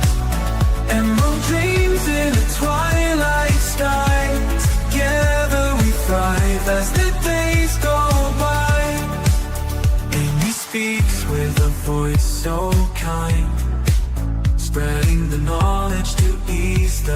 mind. Through winding paths, scared